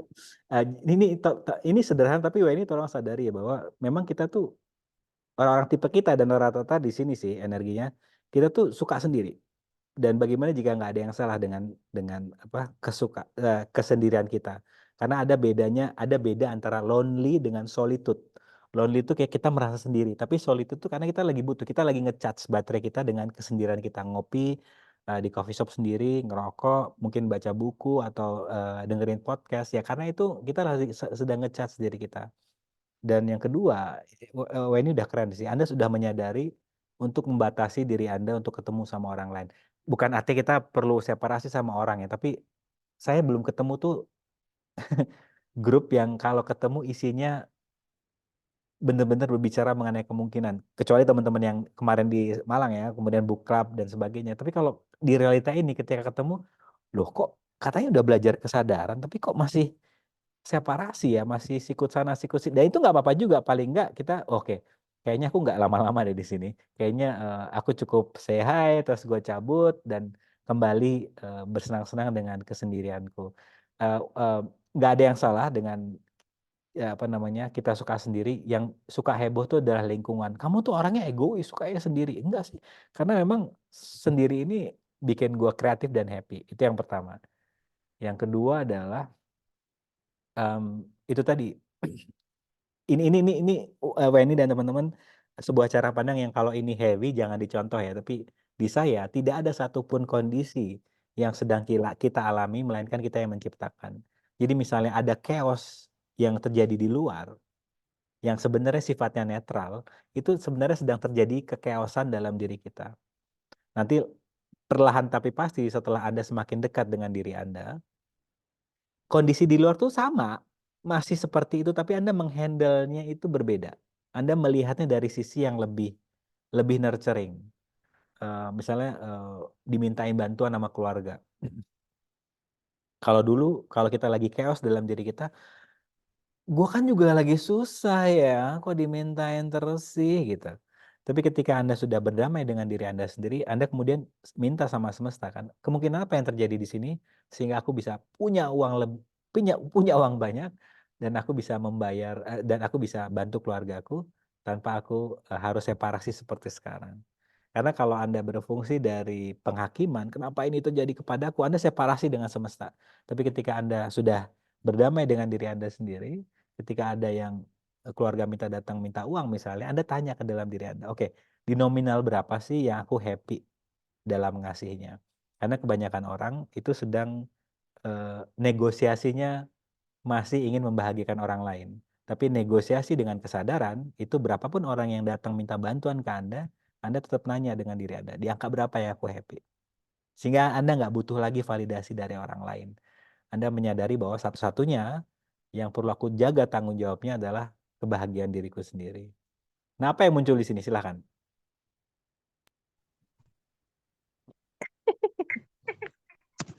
Pak, Saya Ya, mau makasih Pak ya, yang tadi Bapak bilang biar orang ingat kita. Saya ketemu kesadaran nih Pak. ya, Kasih ciri khas di saya. ya. Jadi buat tadi kalau saya setiap bikin lagu ataupun bikin tulisan kasih ciri khas. Jadi orang bisa ingat gitu. Nah, Tapi saya agak nggak terima Pak. hmm. Pas Bapak bilang nggak ada garis finish. Ya, Itu ya, rasa nyesek tuh. ya, Ada garis finish. ya, Gak gini Pak kan. ya. Bapak kan bilang hidup ini pilihan. Hmm. Adalah pilihan. Selalu ada pilihan. Ya. Pilihan selalu banyak. Tapi kan nggak ada garis finish. Ya. Itu kan kayak apa ya? Kayak berlawanan gitu. Kayak Ya. kalau ada pilihan kan pasti ada keinginan. Ada sesuatu yang dituju. Atau ada sesuatu yang untuk gue nih nggak kuat nih tempat ini karena mungkin ada apa ya di memorinya ada sesuatu yang dianggap tempat lain jauh lebih baik. Ya. Dan untuk ngejar hal itu kan ada garis finishnya Pak. Ya. Seharusnya. Ya. Jadi ini kalau kita kaitkan dengan perusahaan-perusahaan besar seperti Kodak ya. Kodak itu kan dulu ngetop ya, kemudian bangkrut karena dia nggak siap dengan digital, karena dia merasa sudah garis finish. Yaitu gue udah di peringkat yang pertama dengan film dan kamera. Kemudian datanglah digital. Nah, untuk sekarang perusahaan yang sedang saya perhatikan adalah Apple. Apple menyadari, tentunya dengan yang bikin kita sebel ya, iPhone-nya terus bermunculan serinya karena mereka menyadari nggak ada garis finish, yang ada hanyalah menciptakan produk yang lebih baik dibandingkan produk yang sebelumnya. Karena mereka menyadari kalau mereka merasa sudah sampai garis finish akan bangkrut seperti Kodak. Karena teknologi akan semakin berubah. Dan ini yang dialami oleh orang-orang yang Berarti garis finish di sini gampang puas gitu Pak. ya di saya ya. Karena kalau saya ngejar garis finish, maksud saya kayak goals itu. Goals kan harus ada garis finish Pak. Karena kalau nggak ada garis finishnya kita nggak akan ngejar. Nah ini menariknya ya, orang-orang yang sudah yang saya perhatikan jago belajar ini itu, kemudian dia sudah merasa garis finish, itu isinya itu ngomongin orang lain, menghakimi orang lain. Mereka lupa bahwa posisi yang mereka sampai sekarang itu belum seberapa karena masih ada tahap yang selanjutnya, masih ada gunung-gunung lain gitu. Ini yang saya perhatikan nih, orang udah belajar ke sana sini ya, tapi kok masih menghakimi orang lain ya? Apa kesadaran yang muncul? Apa kontribusi dia hadir di kehidupan saya? Oh, ternyata dia udah merasa di garis finish, udah merasa paling hebat. Dia lupa bahwa masih ada gunung lain atau step lain yang perlu dia naik lagi ke atas. Jadi saya lagi mewanti-wanti diri saya untuk saya bukan humble ya, tapi lebih kepada lu tuh nggak tahu apa-apa Rahmat gitu. Karena menurut pendekatan non-duality di Sri Mahana Maharshi yang selalu saya pegang, ketika saya sudah merasa tahu, di situ keajaiban terhenti. Habis itu saya takut banget ngerasa diri saya ngerti atau saya sudah mencapai garis finish. Jadi saya lagi ngingetin diri saya, lu nggak tahu apa-apa, ini belum seberapa, namun di saat yang bersamaan saya siap menerima semua. Gitu sih. Ya Pak, ya Pak. Oke, seru ya. Ada lagi sebelum kita tutup? Kesadaran apa yang muncul? Oke, ini adalah event nanti di bulan Februari mengenai 7 skill.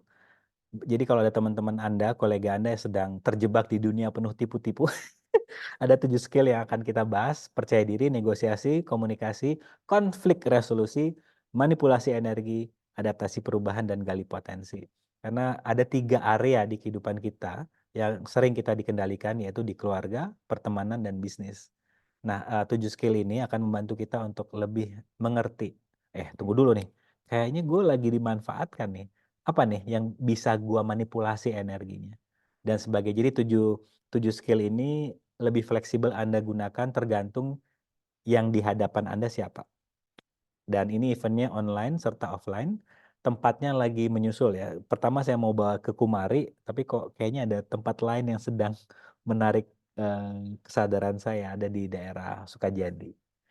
Oke, sebelum saya tutup, ada kesadaran apa yang muncul? Ada yang pengen di-sharing? Pak, Belum? saya mau nanya, Pak. Ya, silakan. Apa kabar, Mas? Gim Hah? Alhamdulillah, Pak, baik. Kabar. Gimana? Gimana caranya, apa ya, eh, kita ningkatkan kreativitas? Karena kan waktu itu pernah dibilang Pak Rahmat kalau kreativitas muncul di high, high, high vibrasi tinggi. Ya. Nah, gimana caranya ketika kita tahu ini vibrasi kita lagi rendah atau tinggi, terus eh, kalau misal lagi rendah itu gimana ninggikannya? Karena tadi ketika saya kan saya hari ini kayak aku pengen bikin konten tentang ini gitu.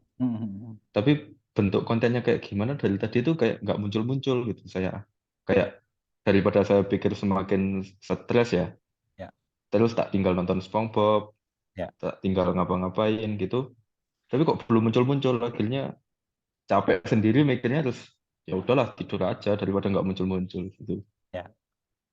Habis Jadi itu gimana Pak mengatasinya? supaya rendah jadi tinggi ya, Ya, dielus, Mas. biar muncul lah kreativitas itu. Sering-sering dielus biar tinggi. Nah, ini konteksnya apa Pak yang dilus Pak? Oke. Jadi gini. Ayo Pak. Jadi sebenarnya Jok jawabannya bapak-bapak, Melisa Pak kayak siapa yang dilus Pak. jok bapak-bapak. jadi oke.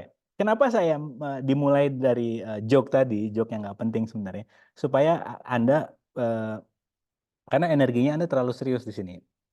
Dan sebenarnya Nada Amalia udah bilang proses itu kalau nggak menyenangkan Anda nggak akan menikmati. Jadi pertanyaan yang muncul di saya, oke, truth, apakah bikin konten menyenangkan buat Anda?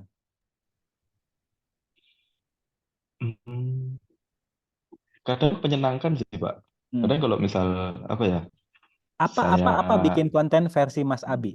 Coba kita perkecil lagi. Apa bikin di konten versi saya versi kamu? itu eh, ngambil suara gitu, kayak voice note gitu loh. Oh, oke. Dan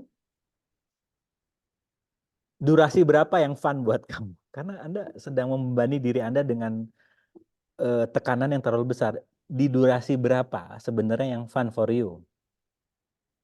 Durasi prosesnya atau hasilnya Pak?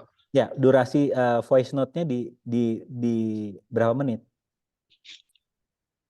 Kalau voice note-nya mungkin ya kira-kira 2 sampai 5 menit sih Pak. Oh, di saya agak heavy 5 menit.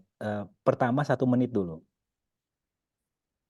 Jadi, Karena ketika kemarin saya bikin kayak voice note-nya Pak Rahmat gitu ya, itu skrip nggak tahu skripnya kepanjangan apa gimana, itu paling cepet 3 menit Pak. Yes. Karena kalau kamu benar-benar menikmati, kamu tuh nggak lagi peduli durasinya, tapi kita mulai dari, karena gini, yang aku persif sekarang, terutama di pundak kananku, kamu lagi membebani sesuatu yang terlalu besar, yang kamu nggak menikmati bikin kontennya. Karena yang paling penting ketika Pak Mur tadi tanya gimana lebih produktif, ya bahagia dulu. Begitu juga saat kamu bikin konten, bahagia dulu. Gimana caranya? Apa sih versi aku bikin konten? Durasinya berapa lama? Topiknya apa sih yang menyenangkan buatku? Bagaimana caranya, apa namanya? Kok di relationship ya aku munculnya. Tapi kalau kamu ini nggak cocok sama kamu, nggak usah. Jadi itu. Jadi selalu tanya ke dalam dirimu, apa yang menyenangkan buatku? Topiknya apa sih yang seru buatku? Durasinya berapa sih? Sama ini. Jadi ada klienku yang mau bikin podcast nggak jalan-jalan karena heboh nyari alatnya. Sedangkan ada satu lagi yang bikin podcast udah jalan, itu hanya bermodalkan handphone sama earphone. Jadi karena dari penelitian psikologi, B.J. Fogg dari Stanford menemukan saat kita mempunyai halangan yang terlalu besar, motivasi kita hilang. Karena motivasi nggak bisa diandalkan. Jadi tolong kurangi halanganmu. Yaitu itu tadi kenapa saya minta durasinya diperkecil, eh, cari waktu yang benar-benar kamu fresh. Jadi semuanya dikembalikan ke kamu. Oh, sama ini Abi, tolong lakukan ini untuk dirimu ya, bukan untuk bermanfaat bagi orang lain. Maksud nggak? Oh, ya, ya, ya, ya. Maksudnya kalau misal kayak podcast kan cuma modal suara, jadi ya saya mau ngomong apa ngomong aja, nggak peduli Ya, apa ya, ya, bermanfaat atau enggak.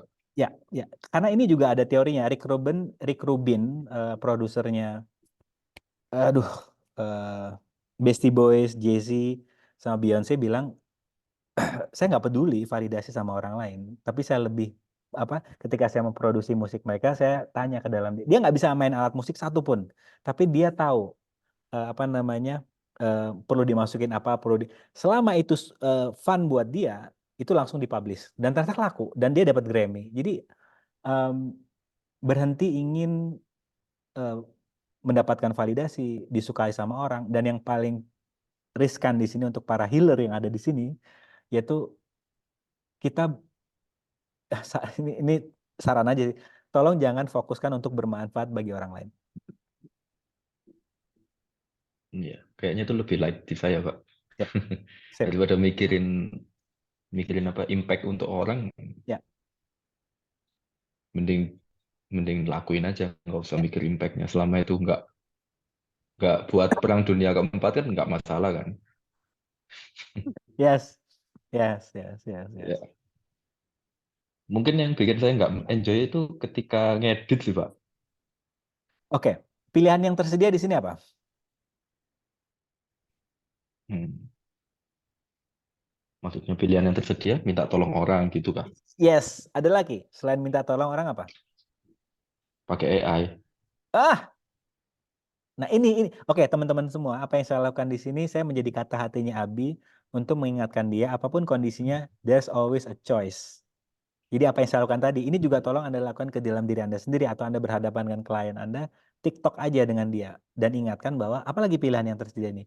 Anda lihat kan suaranya Abi tadi agak berat, kemudian ketika dia lihat pakai AI, kemudian pakai apa namanya, minta tolong orang, atau Hmm. kok di saya munculnya kamu nggak perlu di satu hari. Jadi kamu misalnya ngerekam pagi, kemudian besok paginya baru kamu edit gitu. Jadi banyak pilihan di sini. Apa yang muncul? Itu light sih, Pak, nggak perlu Hmm, satu hari. ya, Karena kadang saya akan merasa bangga ketika saya produktif. Produktif di sini maksudnya ya ada aja yang saya lakukan gitu. yes, ya, Kadang kalau kalau kalau kalau misal apa ketika saya habis habis habis habis rekaman gitu ya. hmm, Terus kalau habis itu nggak ada yang saya lakukan, terus saya kayak ngerasa bersalah gitu karena nggak ya, produktif. Padahal kan harusnya nggak apa-apa kan untuk istirahat ya. sebentar, 5 jam, 6 jam gitu. Kalau dari sisi otak kita itu perlu dilakukan sebuah acknowledgement. Ih, keren ya. Aku udah selesai ngerekam. Jadi menurut B.J. Fogg dari Stanford yang tadi saya bahas, dia penulis buku Tiny Habit. Jadi teman-teman kalau suka baca buku, tolong Hmm. pertimbangkan B.J. Fogg ini karena pendekatannya unik banget. Dia mengatakan sekecil apapun. Jadi ada klien dia mau buat buku, itu pertama seminggu diminta ngapain? Buka laptop doang. Habis itu bilang, ih keren banget ya aku udah produktif buka laptop. Itu dilakukan seminggu. Kenapa? Karena itu akan menurunkan rasa keraguan dia kalau dia produktif. Akhirnya di minggu kedua baru dia diminta untuk menulis tapi satu kalimat. Jadi ini agak-agak aneh ya, tapi yang sekecil itu diakui itu membuat putaran gelombang apa ya, batu itu membesar kalau kita kreatif, kalau kita produktif. Jadi kalau sudah rekaman, saran saya Mas, bilang ke dalam diri sini, keren banget nih Abi, hari ini kita produktif banget gitu. Oke, Pak. Sebenarnya kalau misal kita ngetawain dalam arti apa ya? Kayak saya kan ya pelat kan, cadel, terus suara saya juga ya gini lah. Kadang itu saya dengerin rekaman saya sendiri itu kayak pengen ketawa. Terus, Ya, uh, ya. lucu ya ternyata aku kalau ngomong ya gitu sih, Pak. Itu termasuk acknowledge atau judgment atau apa, Pak? Kalau kamu bisa mengetahui yang membuat kamu antusias, bukan setelah mengetahui energi kamu mengkeret, berarti kamu bergerak dari acknowledgement. Kamu mengakui, ya aku memang seperti itu. Tapi ketika kamu dengerin lagi Oke. dan membuat kamu mengkeret, saranku untuk awal-awal nggak usah didengerin dulu. Karena kamu nanti ketika kamu semakin dekat dengan dirimu, kamu akan enak dengerinnya. Tapi ketika kamu belum deket terus kamu maksakan dengerin gitu ya, nanti kecenderungan kita, aduh kayaknya enggak deh. Itu semakin besar. Tapi kalau kamu sudah bisa lebih elegan, dengerin kembali karena kamu sudah deket ya nggak apa-apa juga. Oke, Pak. Ya. Oke, Pak. Terima kasih. Terima kasih, terima kasih. Apa yang saya sampaikan ke Abi tadi adalah bentuk ini sebenarnya saya dapatkan dari psikolog Aldam Alter, membuat buku Unstuck. Dia ngajar di Stanford apa ya? Dia bilang kalau kita stuck, tolong lakukan apapun itu. Yang kadang nggak ada hubungannya, yang membuat nanti dengan secara sendirinya kita ngelepas dari kondisi unstuck itu. Jadi misalnya Anda pingin buat buku, terus nggak ada ide, udah lakukan yang lainnya, yang kadang nggak ada hubungannya, tapi membuat Anda happy. Keliling rumah, bersih-bersih, nyiram tanaman, karena menurut Aldam Alter, itu memberi jeda atau memberi space di kepala kita. Atau teman-teman yang sudah belajar akses, ngebars. Karena itu akan memberi space yang tadinya itu semuanya stuck, jadi lebih apa ya, lebih kayak ada ruang. Nah, ruang ini dapat Anda isi dengan ide-ide lainnya. Dan yang paling mudah adalah seperti kata Pak Daniel, yaitu menyadari bahwa Anda adalah infinite being. Anda bisa menjadi apa saja yang diperlukan. Karena orang stuck itu atau orang kayak nggak ada ide itu karena mereka mempunyai label yang spesifik banget. Aku adalah musisi. Padahal dia adalah infinite being. Saat dia menyadari kalau dia infinite being, dapat dipastikan yang dia stuck tadi nggak ada ide, dia akan ada ide lainnya. Karena ada klien saya seorang software engineer, itu bingung. Kemudian saya minta dia, kamu senengnya apa nonton? Udah nonton aja dulu gitu. Ketika dia lagi ngantri, mau beli popcorn, dia dengar orang lagi ngobrol di depan dia. Ternyata yang diomongin itu relevan dengan yang dia stuck tadi. Akhirnya dia balik lagi nggak jadi nonton, dia balik lagi ngerjain softwarenya.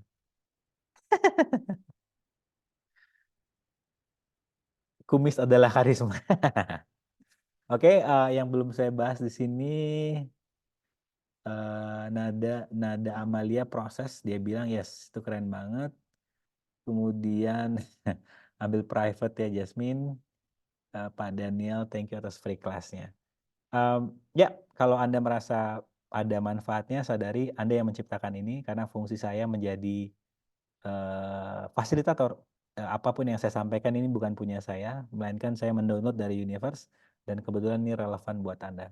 Jadi tolong akui bahwa aku yang menciptakan ini sehingga Rahmat bikin kelas seperti ini dan ada perubahannya. Karena we are apa ya? Istilahnya Sakta tadi kita terhubung secara awareness, connected awareness, kita terhubung satu sama lain. Jadi mudah-mudahan ini mengingatkan Anda bahwa Anda nggak sendiri. Anda punya forum yang bisa kita manfaatkan untuk menggali potensi yang belum kita maksimalkan. Terima kasih, selamat malam dan selamat beristirahat. Bye-bye.